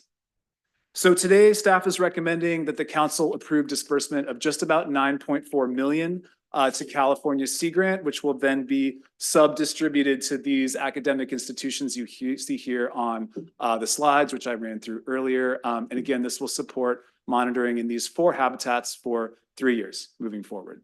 So thank you so much for your time and consideration, and I'll be happy to answer any questions. Thank you, Mike. Let's move to public comment. And seeing that no one here in the room is standing up for public comment, I'll turn it over to Holly. Thank you. We have about 4 public commenters. First is going to be Dirk Rosen, followed by Ricky Erickson. Let's see. And Dirk, you have the floor.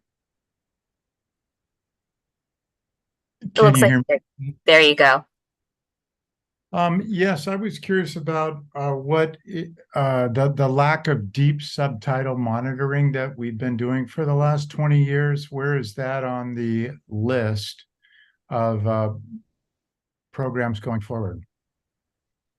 Dirk, thanks so much. I'm going to take this as public comment, and I'll address your question at the end of public comment. Is there anything else that you wanted to share beyond that question? No, that's it for now. Thank you. Great.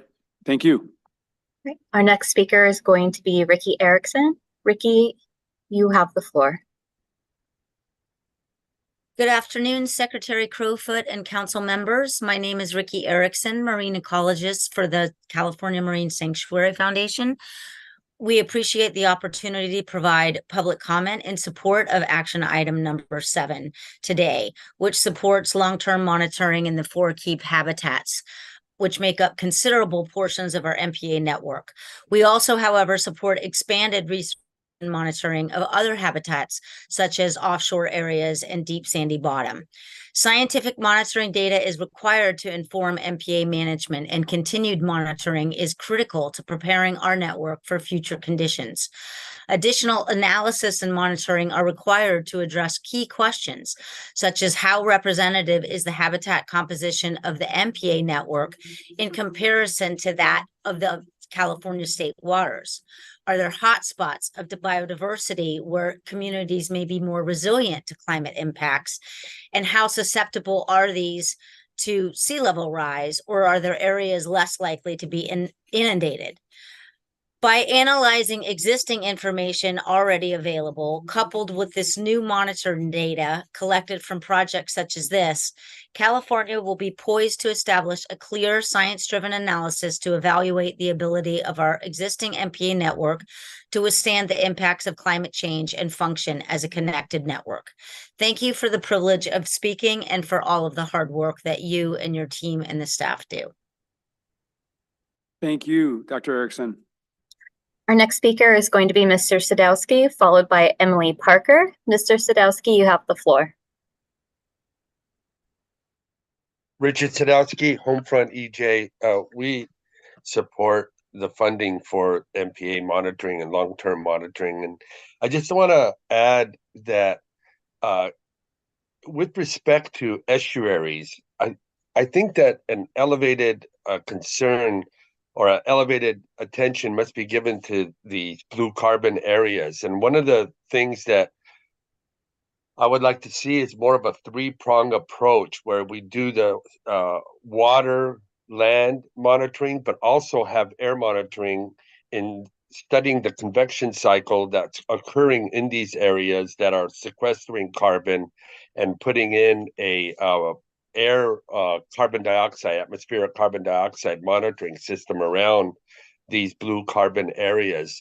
And that'll help fill some of these data gaps. But more importantly, it elevates the attention that ocean acidification needs to the public. So yeah, really supportive of the work that's being done with the MPAs and really appreciate that. Thank you. Thank you very much. Our final speaker is going to be Emily Parker. Emily, you have the floor. Good afternoon, Secretary Crowfoot and council members. My name is Emily Parker, and I'm the Coastal and Marine Scientist with Heal the Bay. We're an environmental nonprofit based in Santa Monica. Heal the Bay has been an invested MPA partner since the beginning of our network, and we're glad to see OPC continuing their legacy of support of the MPA network today. We strongly support the disbursement of funds for the MPA long-term monitoring program. This disbursement of over $9 million to MPA research is a critical step in ensuring the longevity and efficacy of our MPA network and truly understanding how our MPAs are performing and conserving key habitats. The importance of this monitoring really can't be overstated, especially in the face of climate change. And as staff stated today in today's presentation, the recent decadal management review was informed by previous investments of over $21 million. And this research highlights many positive impacts of our MPA network on ocean health. So sustained monitoring really is crucial to adaptively managing the network, addressing emerging challenges, and contributing to broader state priorities.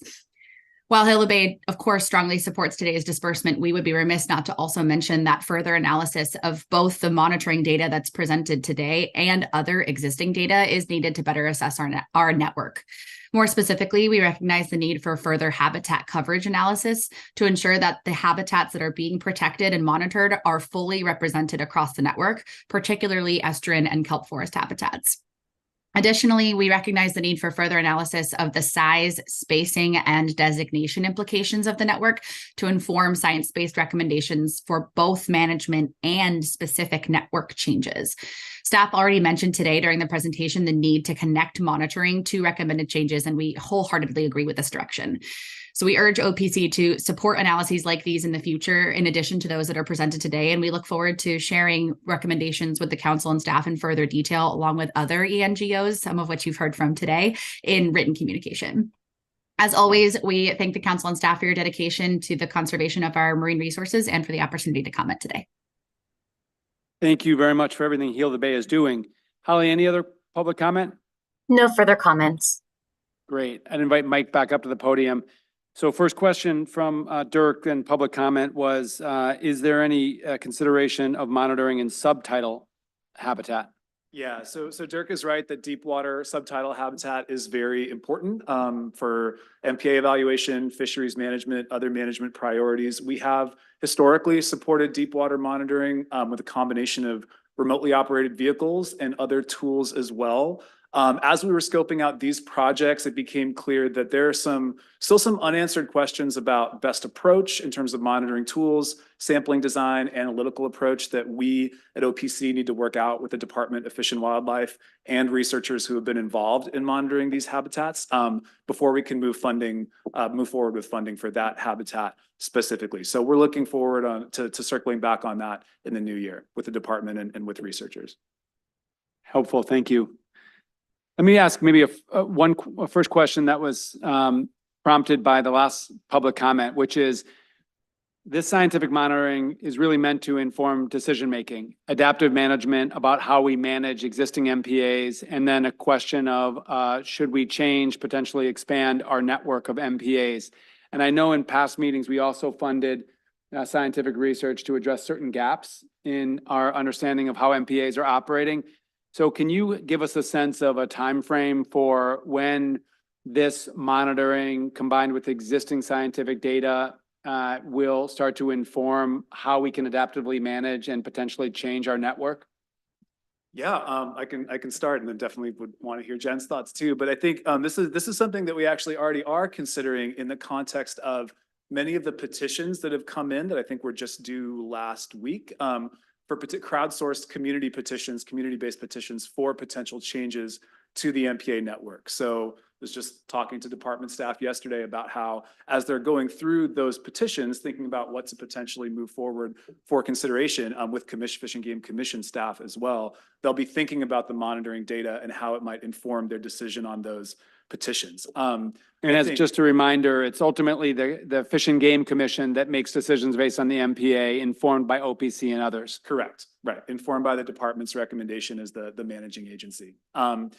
I think then moving forward, a more medium-term priority is, and this is something we have to start talking about, it was identified as a priority in the Eckerle review, and we've only sort of had preliminary conversations with the Department of Fish and Wildlife and the Commission about what this might look like. But thinking about kind of the universe of management options that's on the table for MPAs, expanding, making them smaller, changing regulations, whatever those might be, what kinds of questions would you need to be asking of your monitoring data to be able to make those management decisions? And I think that's really crucial as we have committed to adaptive management of our MPA network and are thinking about it in the context of our 30 by 30 goal. We need to be really, really clear about how our science informs the decisions that we make.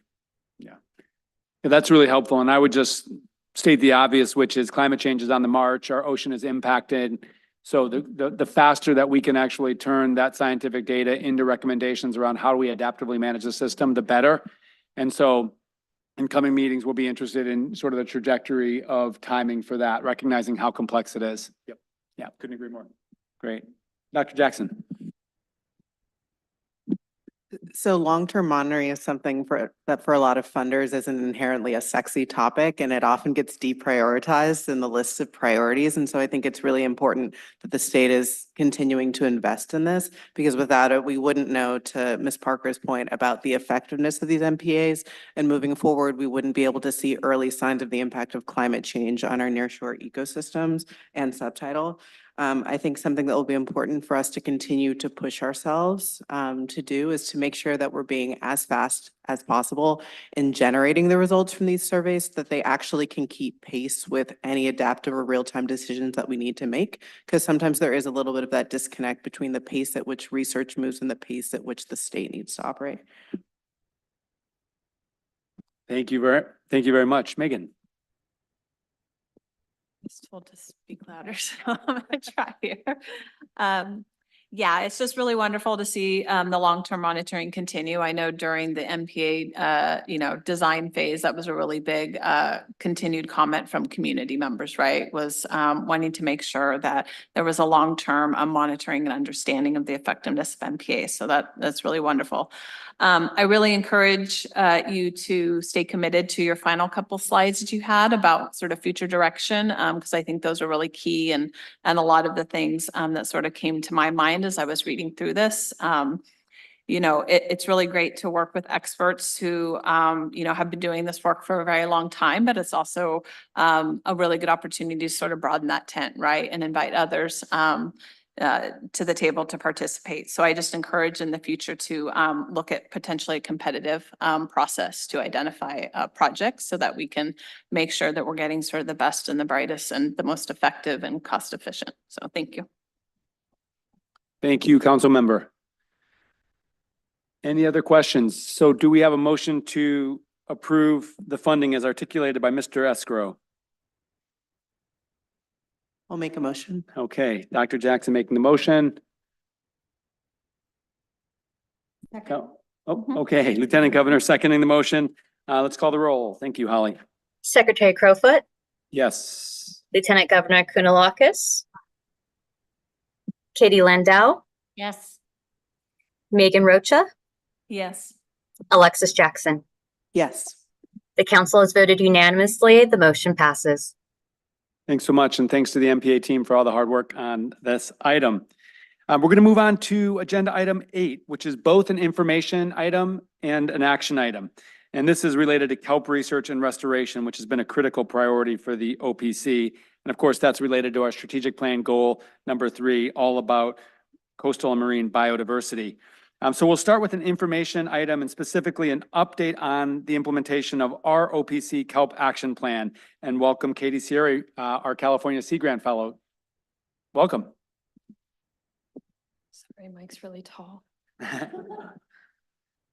Good afternoon, council members. My name is Katie Sierra, and I am the current Sea Grant Fellow for the Biodiversity Program at OPC.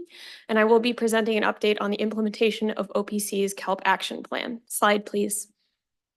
So as many of us know, kelp forests across the state have suffered from a slew of environmental stressors, culminating in the 2014 to 2016 marine heat wave, as you can see here in the graph by the dotted red line. I'd also like to note that here on the graph, you're seeing trends for 2023, but those are only through September. So continued monitoring is needed to further elucidate trends for this year and into the future. So in the North Coast, bull kelp forests have experienced the most devastating loss from the marine heat wave. Recovery has been limited to only a few sites.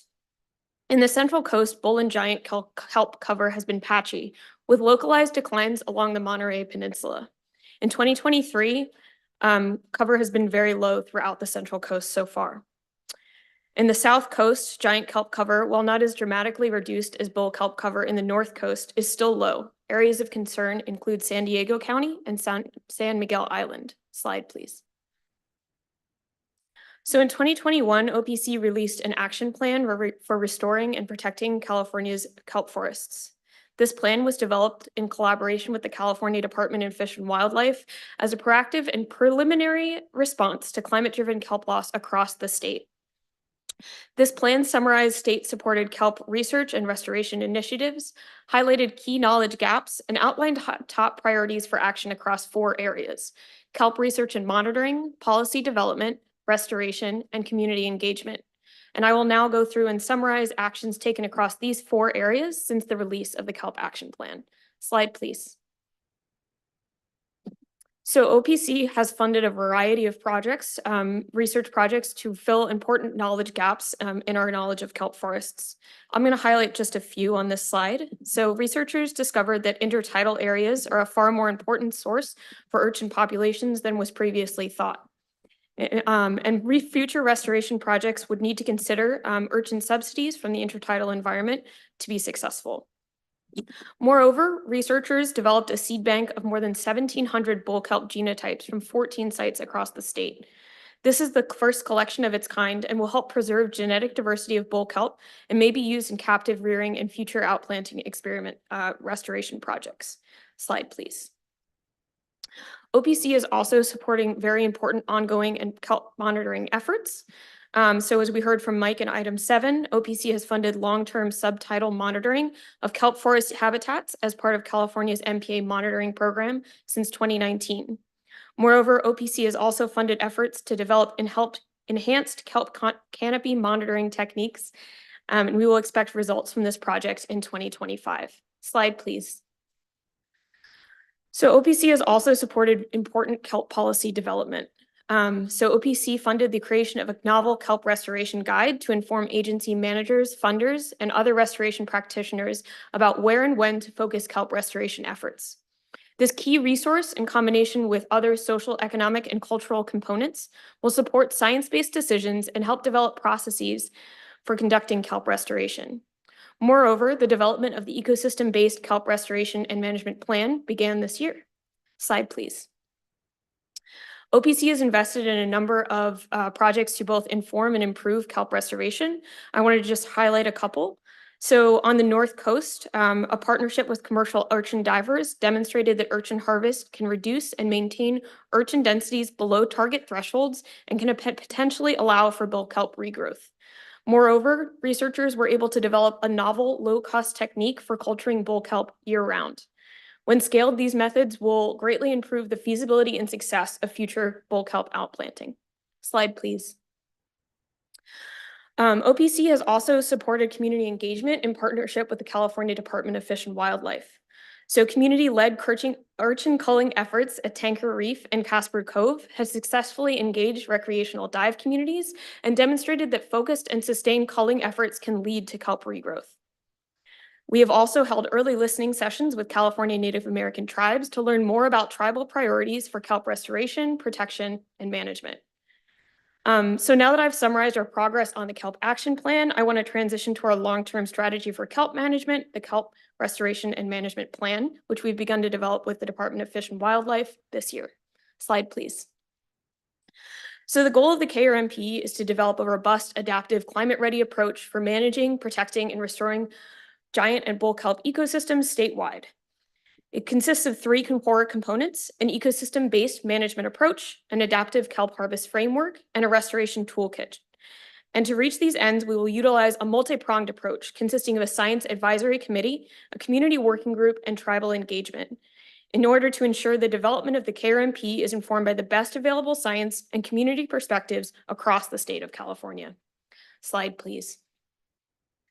So thank you so much. That's all I had to present today. And just on a personal note, I wanted to say what an honor it has been over the last year to work with OPC staff and learn from them as well.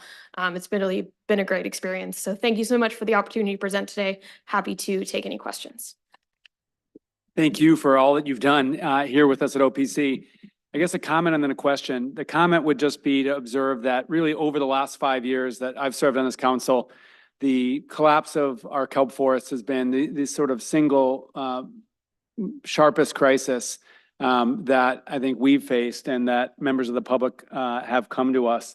And if you can remember, really emotional public comment over the last 5 years.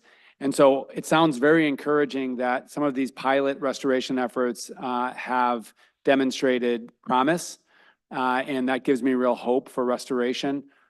One question I had is, when we first were unpacking this issue, we understood that there was a phenomenon called sea star wasting disease. And when the sea stars were dying, who were the natural predator of the purple urchin were creating these, oyster or urchin barrens by eating the kelp. You all talk about this marine heat wave. And so just to understand that the marine heat wave was sort of a catalyst for the sea star, and then the loss of the sea star was the urchin. Is that sort of what the scientific assessment is now concluding? So I would just reframe that slightly to say that there was a culmination of factors that led to the kelp loss we're seeing across the state. So one of those factors was certainly the loss of the sunflower star predator, which had varying degrees of effect across the coast of California. And that was caused by sea star wasting disease. The marine heat wave was just kind of another cumulative effect. And as we see in many marine ecosystems, you can recover from one stressor, but when you're hit from these multiple stressors, and that's really the situation we're in with our kelp forest ecosystems. They've had so many stressors hit them in the last few years, they've really not had a chance to recover. And that's why we're at the point we are now, where we're really looking towards, human and state intervention. Got it. And so one area where humans can intervene is reducing the purple urchin. We have obviously less control over the ocean temperature, but it sounds like if we can effectively remove some portion of the urchin, at least in some situations, kelp is coming back. Yeah, so it's pretty difficult to point to just one way in which we can restore kelp forests. And I think the projects that Pike's going to present on in the next item will really start to address that it's multiple factors, right, that lead to a successful restoration effort. And we're still trying to understand what those factors really are. And I'd say, like, across the state, a bulk kelp forest in the North Coast is very different from a giant kelp forest in the South Coast. There's also a slew of different physical oceanographic factors and other environmental factors that are at play. So one size does not fit all when it comes to kelp restoration. And that's why we've benefited so much from all of these excellent research tools that we've been given. And I think that this next round of kelp funding is really going to help us pinpoint where our efforts can be best spent and most effective. Very helpful. Thank you so much. As I mentioned, this item is both an information item, the presentation we just heard, and an action item, where next our colleague Pike Spector will come to the podium and propose for our consideration and potential approval disbursement of funds related to kelp research and restoration.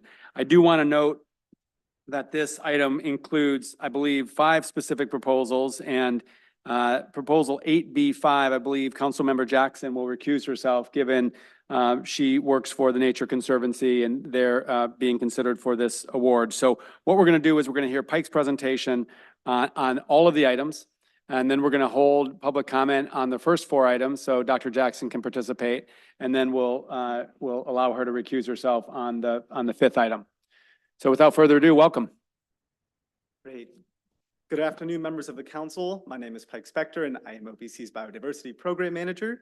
Today, I'm excited to share our recommendations for advancing kelp research and restoration. Next slide, please. As you know, Goal 3 of OPC's strategic plan specifically calls out our need to restore and protect kelp forest ecosystems, in part by funding cutting-edge research and restoration. Next slide, please. Katie did an excellent job of presenting the status and trends of kelp forest extent, and as she highlighted, and as Secretary Crowfoot highlighted, the startling decline in kelp forests that we have witnessed over the last several years, which has been attributed to the devastating marine heatwave and other synergistic stressors. Thanks to concerted efforts by the state of California and federal partners, we're doing our best to address this kelp forest catastrophe. Here, I am presenting a major step forward in kelp forest recovery, a competitive funding solicitation to advance the recovery of kelp forest ecosystems. Dispersed through California Sea Grant, this solicitation seeks to fill knowledge gaps and restore kelp across the state. The solutions-oriented projects will guide the development of ecosystem-based management strategies and include critical environmental justice components. Next slide, please. To walk you through the timeline of this process, Mike Eckerle, OPC's Senior Biodiversity Program Manager, recommended that funding be dispersed to California Sea Grant in April of this year, thus kicking off the solicitation. In July, an informational webinar officially announced a request for letters of intent, which were due in August and reviewed by OPC, California Sea Grant, and Department of Fish and Wildlife staff. Of the 40 LOIs received, 23 were asked to submit full proposals, which were due in August. A technical review panel of experts in the field provided their feedback and guidance in November. And of those 23 projects, we have identified 5 for recommendation for funding, which I will now walk you through. Next slide, please. Based at UC Santa Cruz, this project, evaluating a novel kelp restoration approach and the conditions conducive for kelp recovery and restoration, will address the effectiveness and cost of clearing kelp grazers along kelp forest perimeters to facilitate expansion into adjacent urchin barrens and protect and expand these forests. Further, project staff will utilize diver surveys, in situ data loggers, and site-specific environmental factors to generate predictive models to determine the conditions conducive to natural kelp recovery. The PIs will include recreational divers in their efforts and co-produce educational curriculum. Next slide, please. Dovetailing nicely with previous modeling work conducted by these PIs at UC Santa Barbara, this new project, a proactive approach to kelp restoration in California, forecasting kelp loss and optimal kelp restoration times, will deliver critical forecasting models of kelp persistence and loss under climate change scenarios, thereby facilitating strategic investments in future ecosystem-based recovery projects. The PIs will mentor students, provide early career opportunities, and engage with community members and tribes as they develop and hone their model. Next slide, please. Of the many proposals we received and reviewed, this project, thermal tolerance, population variability, and experimental restoration of kelp in Southern California, which is based out of UC San Diego, was the only one to include investigations into understory and subcanopy algae. While the majority of attention is being paid to the 2 dominant canopy-forming kelps on our coast, we cannot ignore the ecosystem scale impacts these systems are facing. Therefore, this project seeks to understand thermal tolerance in giant kelp and 5 associated macroalgae to help inform ecological resilience under future warming conditions. Project staff have created a novel, immersive internship experience for local tribal students in the San Diego area to co-produce knowledge and inform restoration.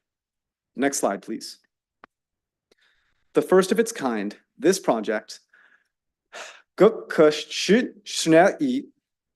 Guardians, is based in the Tolowa Dene Nation of far northern California, in a region that has been stewarded by the Tolowa and other California coastal tribes since time immemorial.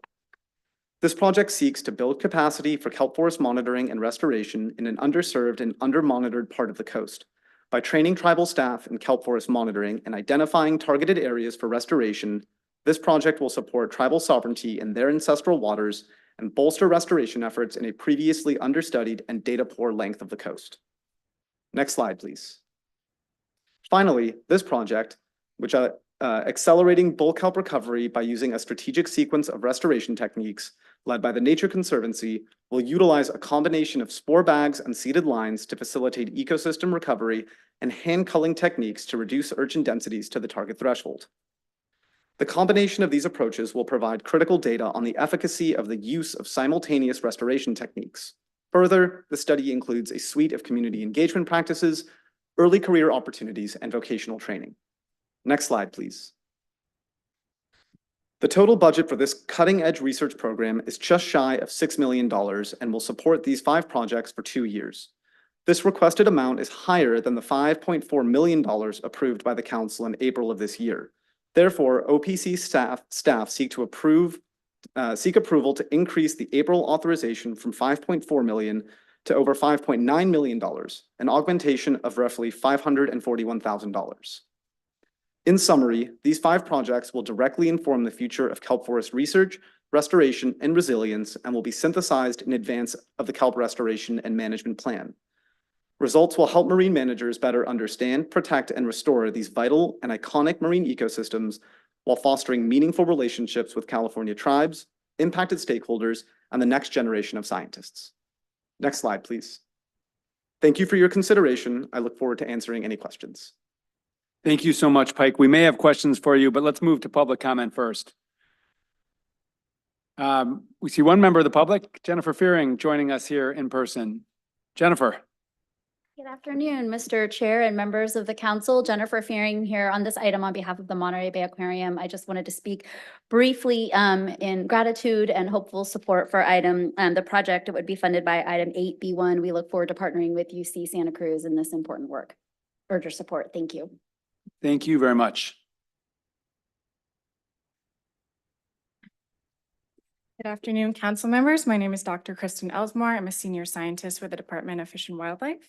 I'd like to thank you all for your consideration for this suite of projects intended to accelerate kelp research and restoration across our state.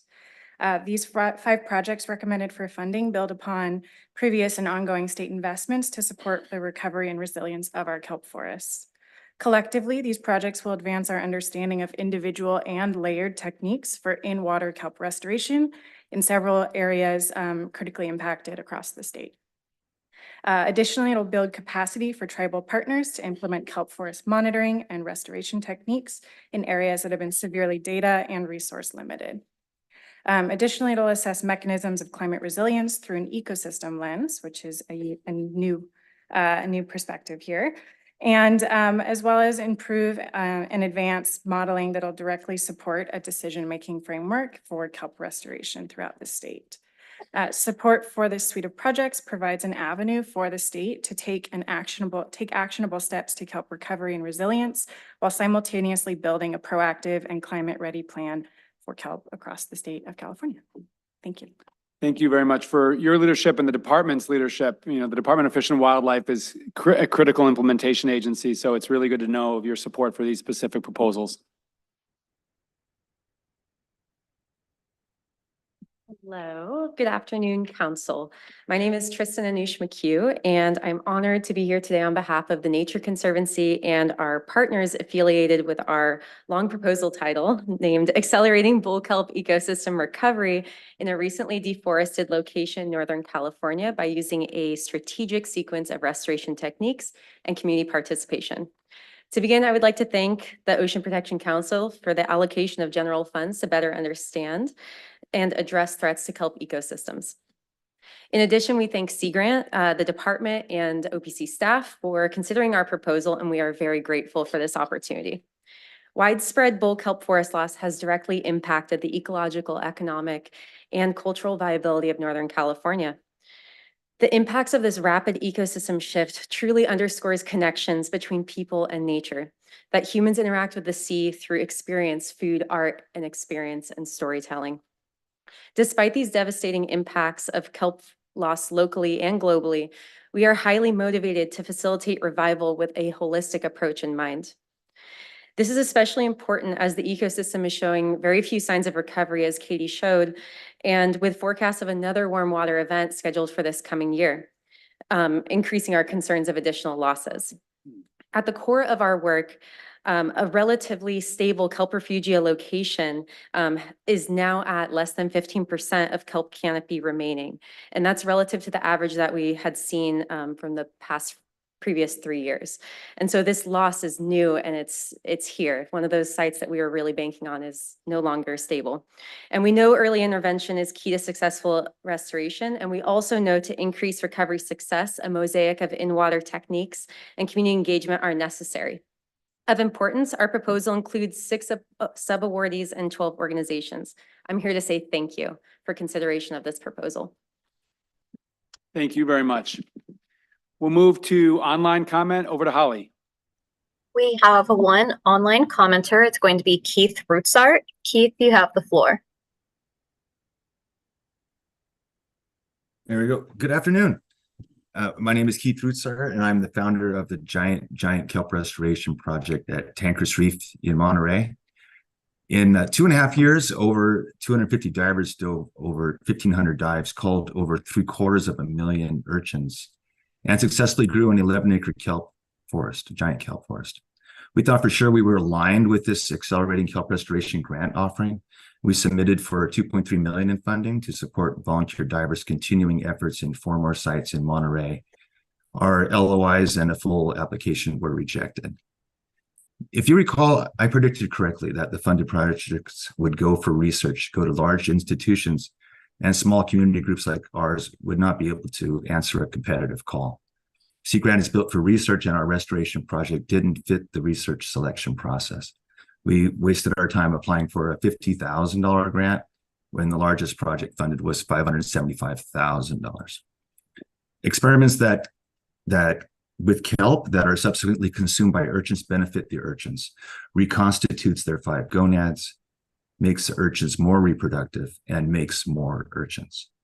Research projects that can't sustain kelp-dominated forest are going in a different direction, making more urchins. The funded projects total $514,117 more than the $5.4 million offered, but still there is not even a little love for our successful community kelp restoration project. If OPC is willing to disperse more funds and you truly want to accelerate kelp restoration, the state should consider additional funding for proven kelp restoration projects. Research is needed, but pointing at urchins doesn't even shame them. Please fund sustained kelp restoration that uses a hammer. Thank you. Thank you very much for sharing that input. Holly, do we have any more public comment? That's it from within the time frame. Okay, Pike, maybe you can come back up. I would maybe make a comment and then ask a question. The comment would be just related to the last public comment. And we hear often from community-based organizations that it can be challenging to apply for government grants and that sometimes our processes naturally advantage large institutions that have experience applying for such grants.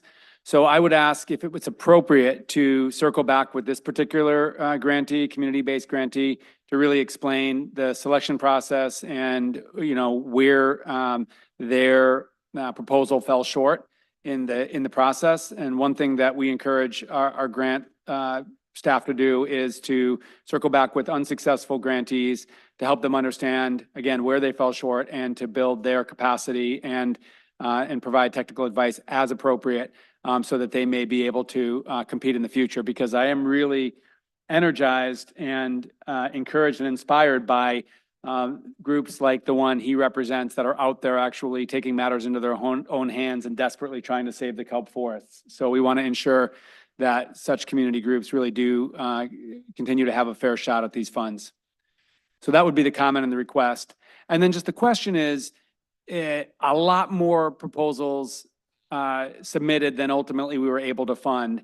And maybe for you or for Director Eckerle, is there ever an opportunity to share unsuccessful proposals with philanthropy or create some type of communication? Because we have remarkable philanthropy in California that's funding ocean research, ocean action. And I would just note that clearly there are a lot of proposals that aren't funded. So just encourage exploration of whether there would be non-governmental funds to fund some, meritorious proposals that didn't get funded. Just a quick answer, yes, we are happy to do that.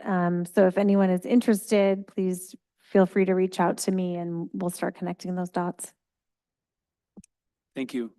Any questions around proposals 1 through 4?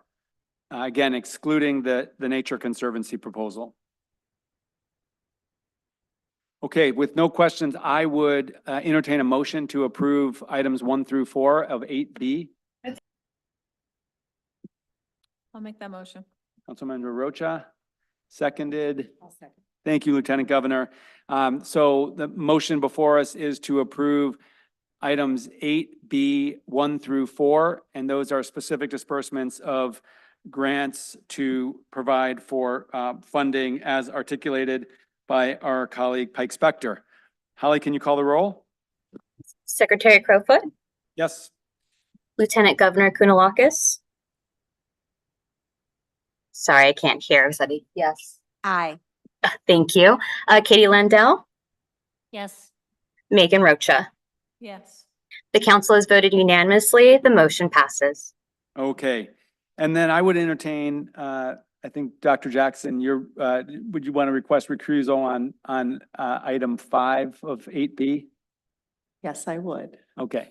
So we are going to recuse Dr. Jackson from discussion, consideration, and potential approval of item 8B5. Any questions or comments on 8B5? All right, then I would entertain a motion on this particular proposal. So moved. Thank you, Lieutenant Governor. Second. Seconded by Katie Landau. Thank you, Council Member. Holly, please call the roll on proposal 8B5, specifically funding to the Nature Conservancy for the work articulated by Mr. Spector. Perfect. Secretary Crowfoot, Yes. Lieutenant Governor Kounalakis, Aye. Katie Landell, Yes. Megan Rocha. Yes. The council has voted unanimously on 8B5. The motion passes. Thank you so much for all the work on this, and please do keep us updated as this funding is spent, given the challenges we face. Very disappointing to hear of another potential heat wave this coming year. Thank you so much for the work. Let's move on to agenda item 9, which is an action item, also focused on maintaining biodiversity on our coasts and oceans. And this is specifically for consideration and approval for disbursement of funds to the Ocean Science Trust Science Advisor. And we welcome Justine Kimball to the podium. Thank you, Chair Crowfoot, and good afternoon, council members. Yes, I will be presenting on the Science Advisor Grant to Ocean Science Trust. Next slide. So since who the Ocean Science Trust, or OST, is very much intertwined with this project, I wanted to give some brief background on OST.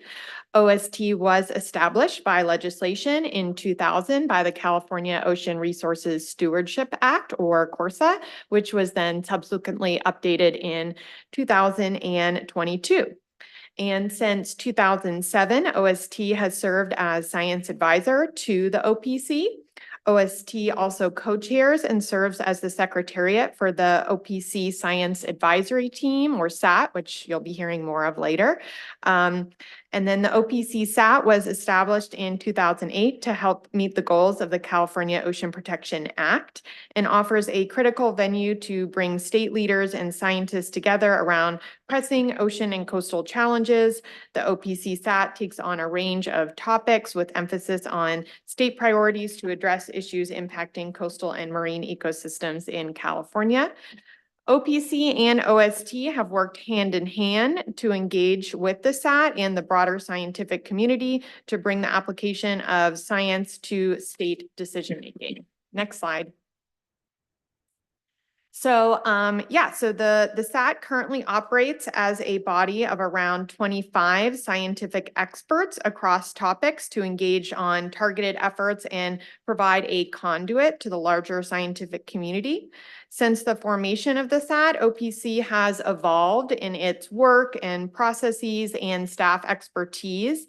So in order to meet the current needs, we believe a refresh of the role, purpose, and membership of the SAT is needed.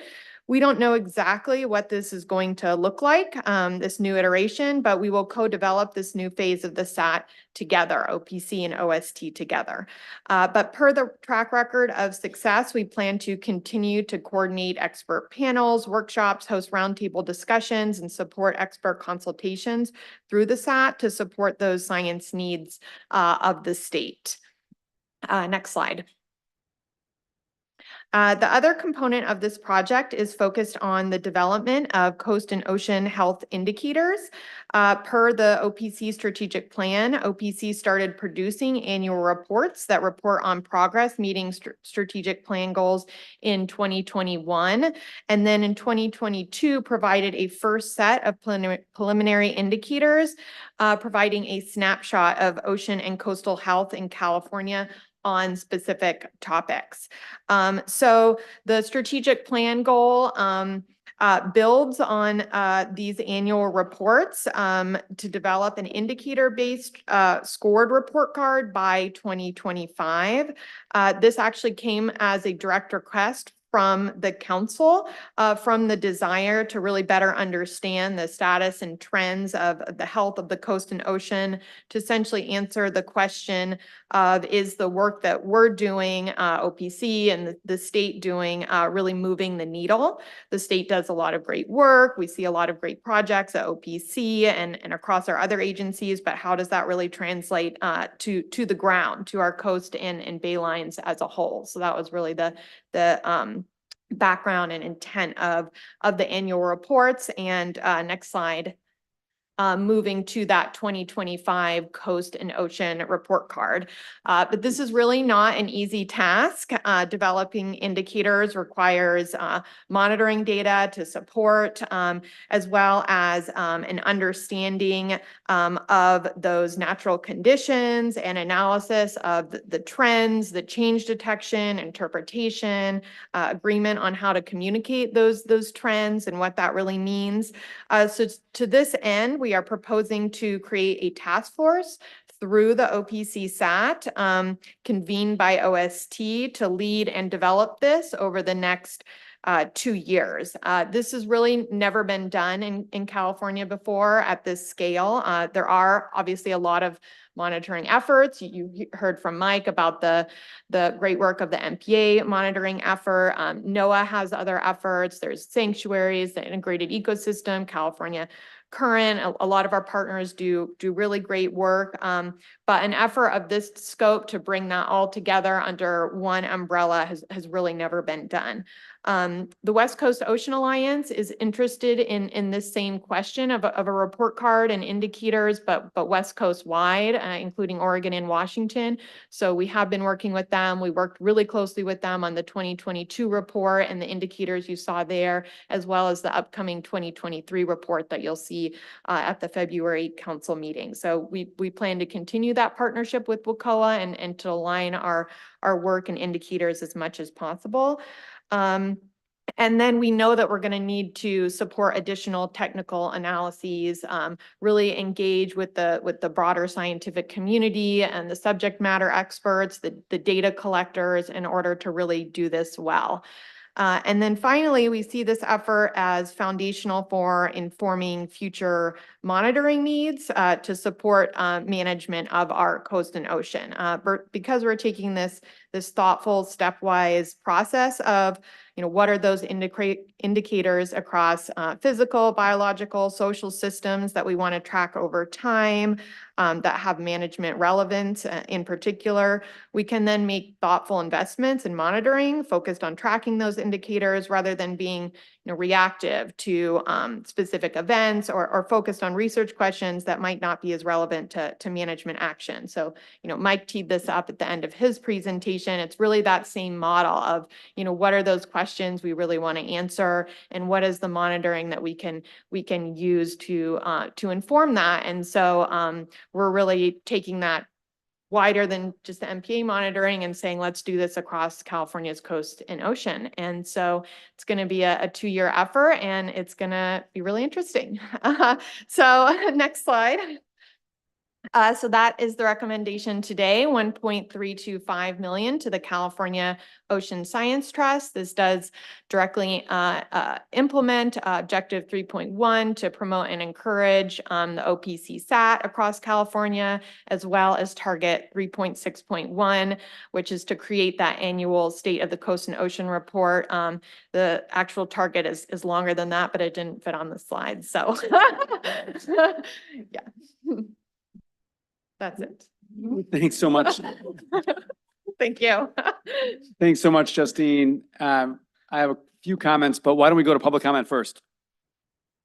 And we see nobody in the room, so over to Holly. No online comments either. Okay. I would say a couple things. One is I do think that the science advisory team is really, really important. I think about OPC as the place where science, policy, and government meet. And I think having strong connective tissue, strong relationships between OPC and the scientific community is really, really important. And as I've observed, you know, our research institutions in California spend tens of millions of dollars researching our coasts and oceans. And if we can really align research priorities, I think we'll have more and more science that can inform decision-making. So I think that's really, really important.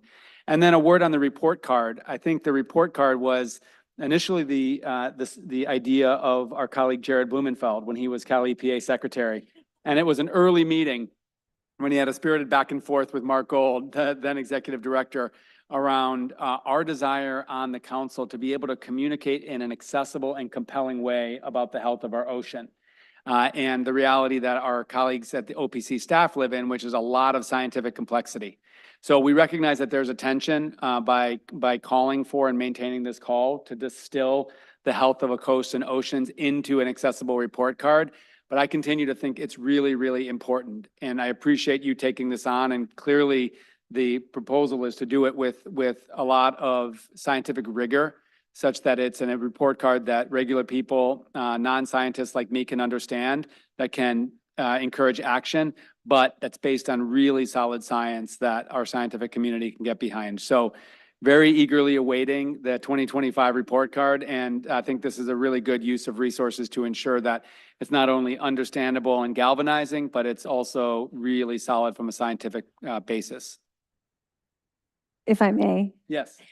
Just to respond to that, I think it's really helpful to have that target, because not only are we trying to achieve the goals that you just expressed, but it is pushing us to help build out what a coast and ocean monitoring program for the state of California should look like based on all of the work that we've done to date. But as we're refining these indicators and understanding what we need to understand the health of the ocean, that's where we're identifying, oh, we need data here. We need to understand more about this particular component. So that directive from the council is actually going to help inform this broader critical need for the state. Yeah, and I guess I'll lastly observe that as you've educated me, our oceans are in severe crisis. But I think if you polled Californians or Americans, they're not necessarily aware of that. So to the extent that, you know, the report card conveys the severe challenges that our coast and ocean face, I think that's important. Obviously, you know, to the extent it can be based in science. Other questions or comments on this proposed use of funds? Okay, recognizing that we have none and we've gone out for public comment. Do we have a motion to approve? So moved. Thank you, Lieutenant Governor. Second? People just don't want to talk. Second. Okay, thank you, Councilmember Landau. So we have before us the proposal, agenda item 9, to disperse funds as Ms. Kimball articulated. And we'll turn to Holly for the roll call. Thank you, Secretary Crowfoot. Yes, aye. Lieutenant Governor Kounalakis. Aye. Katie Landau. Yes. Megan Rocha. Yes. Alexis Jackson. I believe I need to abstain from this one. Oh, I apologize. The council has voted unanimous. Well, 4 of the council members have voted for this. The motion passes. Thank you so much. And thanks, Justine, for all the work on this. We're moving towards the end of our meeting, and we have 2 more items. And I'll mention that agenda item 11, again, is public comment on non-agenda items for those that may have been patiently waiting to share comment on items not related to the agenda. But first, we have a action or agenda item 10, which advances our strategic plan goal 4, which is supporting ocean health through a sustainable blue economy. And this is a consent item, meaning we're not planning for a presentation on this, but we do have staff available to answer questions. And this is consideration and approval for disbursement of funds to augment the offshore wind environmental monitoring guidance development. And you may recall that our April 2023 meeting, we approved funding into the California Marine Sanctuary Foundation for development of comprehensive offshore wind environmental monitoring guidance. And this additional proposed funding will support increased scientific expertise, including tribal expertise, and enhance the public outreach and meaningful engagement with California Native American tribes and impacted coastal communities, particularly those near existing offshore wind leases area in Humboldt and Morro Bay. So in essence, an additional, the original grant was $450,000, and this is an augmentation of, can I ask you, Jen, to factor in here and tell me this is an augmentation of Yes, $150,000 of additional funding to strengthen the science and the outreach. And again, we don't have a presentation, but do we have any questions from any council members? Yes, Dr. Jackson. I do have a question about what the what, if any, intersection there will be in CMSF's outreach and the newly formed California Offshore Wind Fishery Working Group. Do they fall within the community subset? Yeah. Yeah, thank you for that question. We have been communicating extensively with the grantee about the importance of not reinventing the wheel and building on the existing working groups and efforts that are already happening. So that fishing working group that's required by the Coastal Commission's consistency determination is one entity. There's also a tribal working group that's been stood up and led by the Energy Commission. So we really want to leverage those existing efforts and then build out more broadly. Yeah, very helpful. And, so many entities in state government are focused on this question of offshore wind, both advancing its potential, which holds great potential to help us meet our energy and climate goals, but ensuring that as it comes online, if it comes online, it happens in the right way that addresses the needs and concerns and input of impacted communities, including tribes and the fishing community and so many others. Yes, Councilmember Rocha. Yeah, so just looking at the original proposal, there was a pretty extensive list of people in that working group. And so I just encourage the grantee to, if this is an augmentation to include more tribal participation, that's done in a more formal manner in which to solicit interested parties. Because it just sort of seemed like previous relationships, sort of a lack of understanding about tribal governments versus tribes as cultural groups. There needs to be some work done there, I think, by the grantee. So I would offer up, speaking to them offline if any guidance could be given in that direction. That would be, I think, probably really helpful. And we would also offer our input from the Natural Resources Agency as it relates to our formalized and institutionalized outreach to both tribal governments and tribal communities. So I think that's a really good suggestion. Agreed. Good. Do we have a motion to approve this augmentation of funds? Lieutenant Governor, this is the last motion you can make in your. So moved. All right, Lieutenant Governor, do we have a second? I'll second. Okay, then on the proposal, agenda item 10 to augment funding as articulated in the agenda. Holly, roll call, please. Secretary Crowfoot. Yes. Lieutenant Governor Kunalakis. Aye. Katie Landau. Yes. Megan Rocha. Yes. Alexis Jackson. Yes. The council has voted unanimously. The motion passes. Thank you very much. We are to agenda item 11, which is public comment on non-agenda items.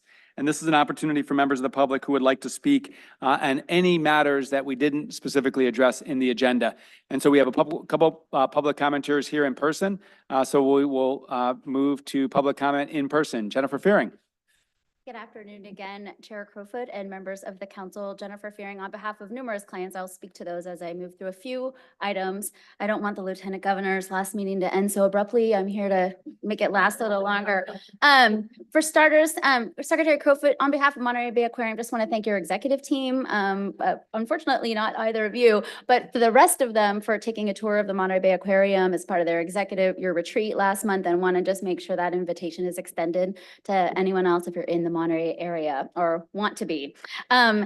Well, it sounds like you like to travel, Mr. Crowfoot, so we'll see you there anytime. I wanted to flag 4 pending pieces of legislation that are critical, I think, to advancing OPC strategic priorities that are still pending as we head into the second year of the legislative session. The first is AB 80 by your, which is authored by your legislative Assembly appointee, Ms. Addis. It's sponsored by the Monterey Bay Aquarium, NRDC, and the Lieutenant Governor. And it relates to this notion of if we're going to proceed with the potential of offshore wind, we better understand that marine ecosystem and the impact, the baseline that we've got out there and the impacts going forward. So that is a critical bill we feel to move forward this year in collaboration with the administration. Secondly, I wanted to flag Assembly Bill 1284 by Assembly Member Ramos, which is backed by numerous federally recognized tribes and supported by Pew Charitable Trust. And it really urges, that bill urges the Secretary, that'd be you, on behalf of CNRA agencies to engage in direct co-management engagement with federally recognized tribes.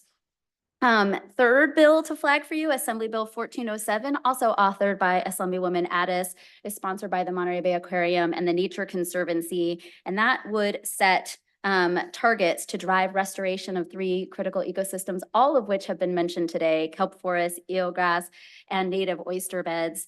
And finally, it's imperative this year that we move a climate bond forward to come before voters on the November 2024 ballot. Senator Allen is the author of one of the vehicles moving through the legislature. Really super important, especially in light of the 23-24 budget deficit the state is facing. We have all been here before. Natural resource investments are the first to cut. I'm really worried about climate investments as well in the general fund budget. So it's critical that we have at least a $10 billion bond come before voters in November. We hope the final bond language will prioritize environmental justice investments and ocean restoration priorities, among other biodiversity priorities. So I guess why I bring that to you all, many of you play roles in helping make sure legislation moves forward in ways that the governor, legislators, and members of the public can feel enthusiastic and hopeful about. So we urge you to lean in to collaborate to make that happen. Thank you so much Thank you for those updates.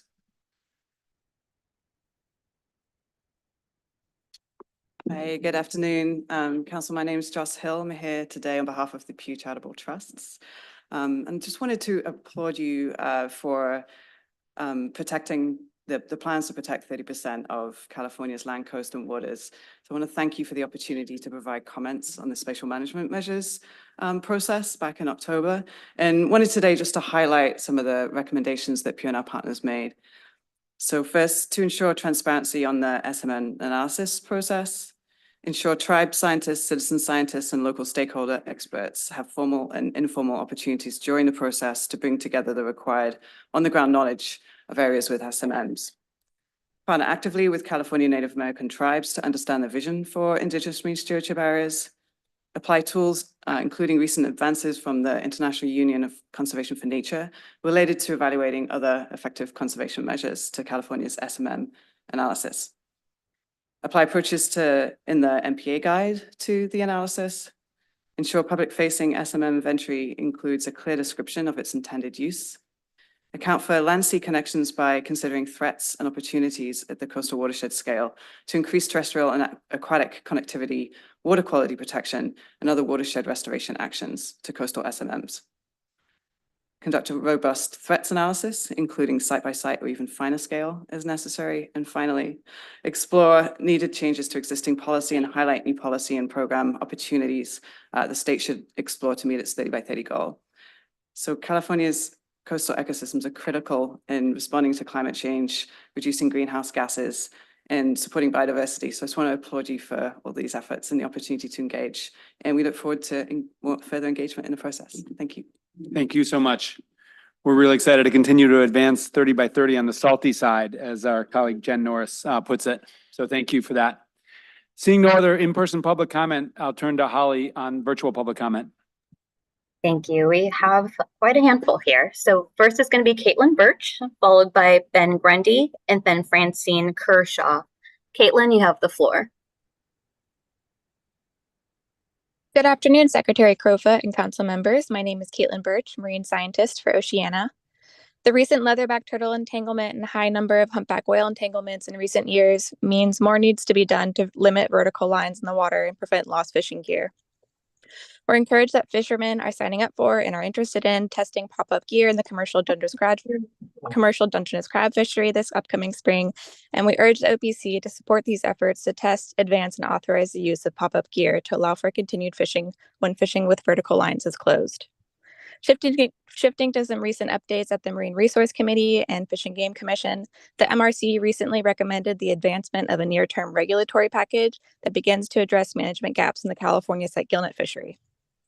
We're encouraged by this near-term package and expect to see the full commission support and advance this recommendation this week at the December 14th meeting in San Diego. Additionally, the department has begun scoping monitoring measures for the site gillnet fishery in a phase 2 package, which would include observer coverage and electronic monitoring. These important monitoring initiatives could help pave the way for other state fisheries, and we look forward to further discussions with the OPC on how best to support these critical programs. Thank you so much for the opportunity to speak today, and thank you as well for all the work you've done this year for our oceans. Thank you. Thank you, Caitlin.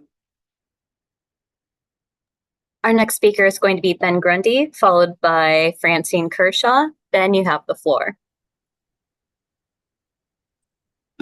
Thank you. Good afternoon, everyone. Ben Grundy with the Center for Biological Diversity. I appreciate the opportunity to provide comment and highlight the critical issue of marine life entanglements, and echoing a few comments made by Caitlin, the previous commenter, the recent leatherback turtle mortality and humpback whale entanglement in California commercial Dungeness crab gear underscores the pressing need to prioritize limiting vertical lines in the water and also preventing lost fishing gear. I commend the steps already taken by the state and OPC to support whale-safe fisheries, and am encouraged by the collaboration between various stakeholders working to prevent these entanglements from happening. The authorization and advancement of pop-up fishing gear must be a top priority and is crucial for having fisheries that are environmentally responsible. I urge the OPC to support and accelerate efforts to test, advance, and authorize pop-up gear. This will not only safeguard marine life, but also enable safe fishing when fishing with vertical lines is closed. Thank you for your commitment to protecting whales and other marine life from entanglements, and I encourage the OPC to champion these initiatives for the benefit of our oceans and our coastal communities. Thank you. Thank you, Ben. Our next speaker is going to be Francine Kershaw, followed by Chris Manzuk, and then Dan Silver. Francine, you have the floor.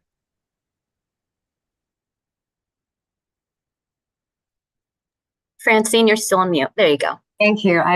Thanks, I figured it out. Good afternoon, Council, and thank you for the opportunity to comment today. My name is Francine Kershaw. I'm speaking on behalf of the Natural Resources Defense Council, also on the topic of whale and sea turtle entanglements. And I will echo previous comments by both Caitlin and Ben, and try to not be too duplicative. NRDC has been working to reduce the risk of incidental entanglement of wildlife in California, other West Coast states, and nationally for several years, and is a partner organization on the pop-up gear testing project involving the experimental box crab fishery in Southern California. So we also wanted to speak briefly today to note the leatherback turtle entanglement reported earlier this month, and the continued unsustainable number of humpback whale entanglements in recent years, and to highlight the authorization and scaling up the use of pop-up gear should be a top state priority to enable continued fishing in a manner that is also whale and sea turtle safe. Noting also pop-up gear's co-benefits of helping to reduce the incidence of lost fishing gear, which contributes to ghost fishing and erodes marine ecosystem health. We have been really encouraged that fishers are signing up and interested to test pop-up gear, including in our project off of Southern California. And in fact, the numbers of fishers showing interest in trying out pop-up gear is currently outweighing the number of units available for them to test. So we feel it's really important that we do not lose momentum at this critical moment. And so we also urge that OPC support efforts to test, advance, and authorize the use of pop-up gear. And similarly, we echo others' thanks for the work that you've done on this issue so far. That's been incredibly important. Thank you very much. Thank you very much. Our next speaker is going to be Chris Manzuk, followed by Dan Silver, and then Scott Webb. Chris, you have the floor. Chris, Thank you. you're I just want to make sure that you can hear me. Yes. Excellent. Good afternoon, and thank you for this opportunity to comment. I'm Chris Manzik. I'm the Director of Land Management for Endangered Habitats Conservancy, but I'm here actually to speak on behalf of Michael Beck, the Director of Endangered Habitats League, who is unable to attend this. So I'd like to read his statement, which is, word of the recent entanglement and death of the female leatherback has sent a shockwave through the civic and conservation communities in San Diego. The vast majority of people not directly involved with marine conservation are dismayed and learning that in the 21st century, whales and other marine life are still being entangled and suffering slow deaths with 2,000-year-old fishing technology. We understand that the Ocean Protection Council and others are engaged in examining a ropeless alternative and want to encourage OPC and responsible agencies to proceed with a sense of urgency. The leatherback death is a truly depressing reminder of the urgency in addressing entanglements. Thank you. Thank you, Chris. Our next speaker is going to be Dan Silver, followed by Scott Webb, and then finally Richard Sadowski. Scott, you have the floor.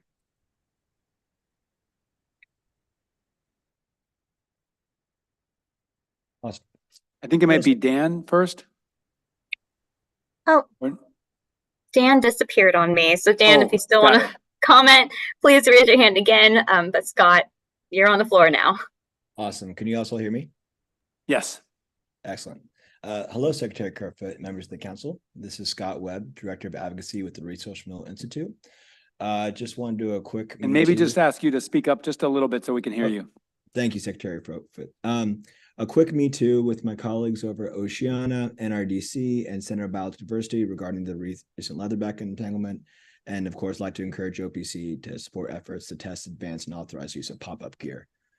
Also would like to do a Me Too with my colleague over at Oceana and provide an update from the last OPC meeting regarding our advocacy towards addressing the unacceptable bycatch in California's Sac gillnet fishery. We are excited that the Fish and Game Commission looks to approve a rulemaking process, develop a short-term management package to look at regulating soak time, gear modifications, and gear marking, and hopefully develop a timeline for developing a longer-term package that will create a pilot state-run observer program to get better data for our oceans. We hope California can follow the lead of other nations in the world in protecting biodiversity against the threat of gillnets. This past summer, we know the Australian government took a commendable step by banning gillnet fishing in the Great Barrier Reef due to its substantial levels of bycatch, and the parallels between the Great Barrier Reef and our own Channel Islands, some of those protective regions, cannot be ignored. We hope to see opportunities for the OPC to support the threat of biodiversity presented by the last of this antiquated, indiscriminate fishery. Thank you for the opportunity to speak today. Thank you very much. All right, now we have Dan. Dan, you have the floor. Good afternoon, Chair Crowfoot and members of the council. I'm Dan Silver with Endangered Habitats League on the same subject, but with a little different angle. We're involved in the box crab experimental fishing permit, which we're very excited about. And it's had a lot of interest from fishermen, and we're excited about that.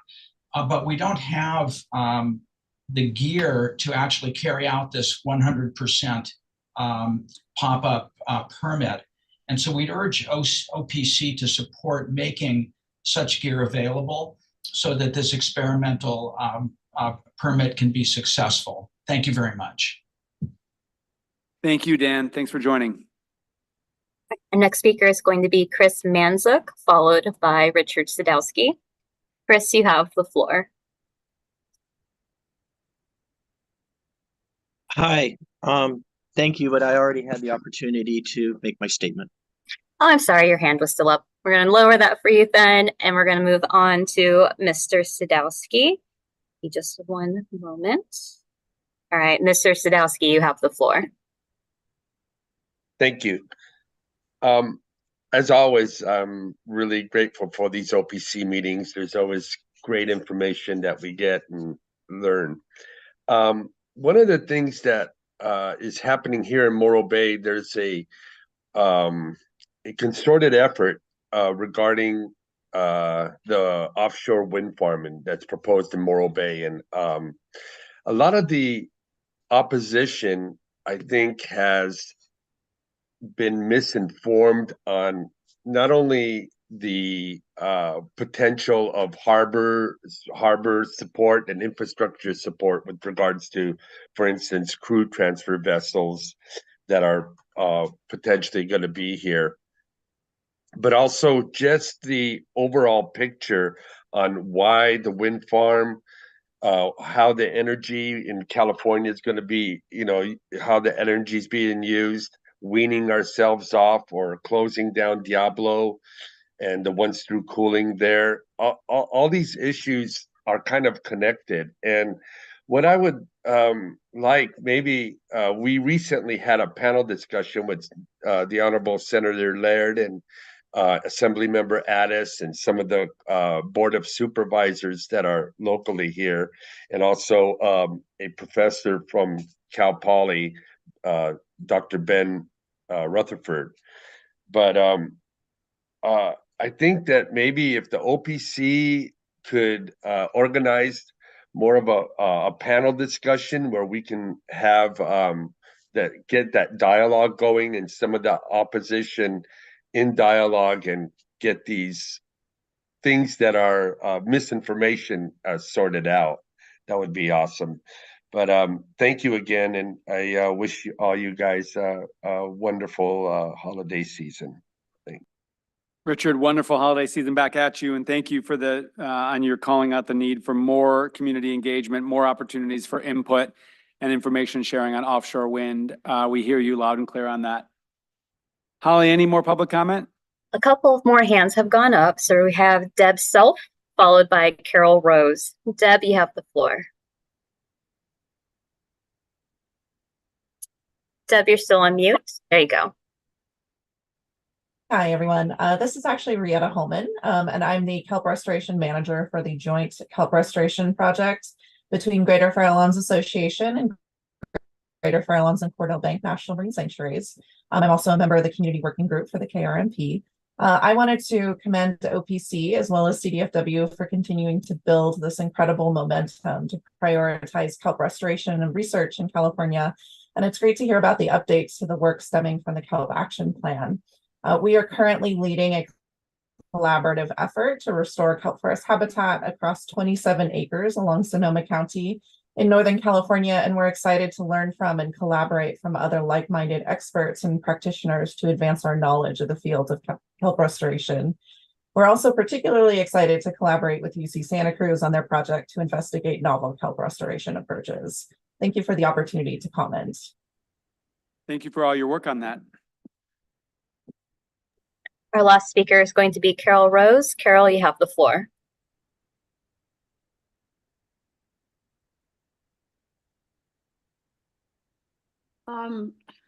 I'm sorry, I raised my hand by mistake, and I guess I represent the local divers in Northern and Central California, and I'm just always trying to keep up with what's going on in the marine world. And so I logged on today and I raised my hand by mistake. But again, have a pleasant holiday and thank you so much for your good work. Thank you for all you're doing. And it's super encouraging to know that there are leaders like you that are tuning in. So thank you for that and all you're doing.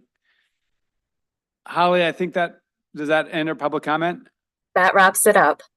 So then this is my opportunity to thank you, Holly, for an incredible job helping facilitate these hybrid meetings. These are tricky convenings, and you do it with such a high level of organization and competence and good nature. So huge thanks. We will miss you not only at the meetings, but across the work at OPC, and we're glad that you're staying with us within the agency. So thanks very much on behalf of everybody.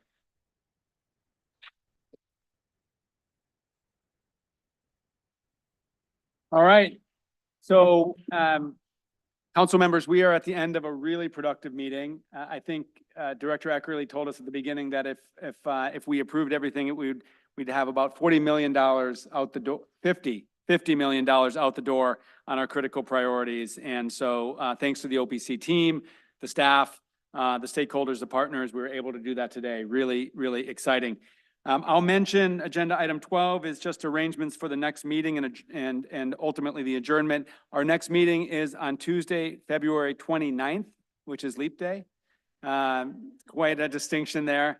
So Tuesday, February 29th, it's going to be 1 to 5 p.m. As always here at the Natural Resources Agency headquarters in Sacramento and online by Zoom. And then if anyone is a real plan ahead kind of person, we have meetings on June 1st, September 10th, and December 9th. So thanks once again for all the work that all of you are doing, council members, staff, and partners, and we'll see you again on Leap Day. This meeting is adjourned.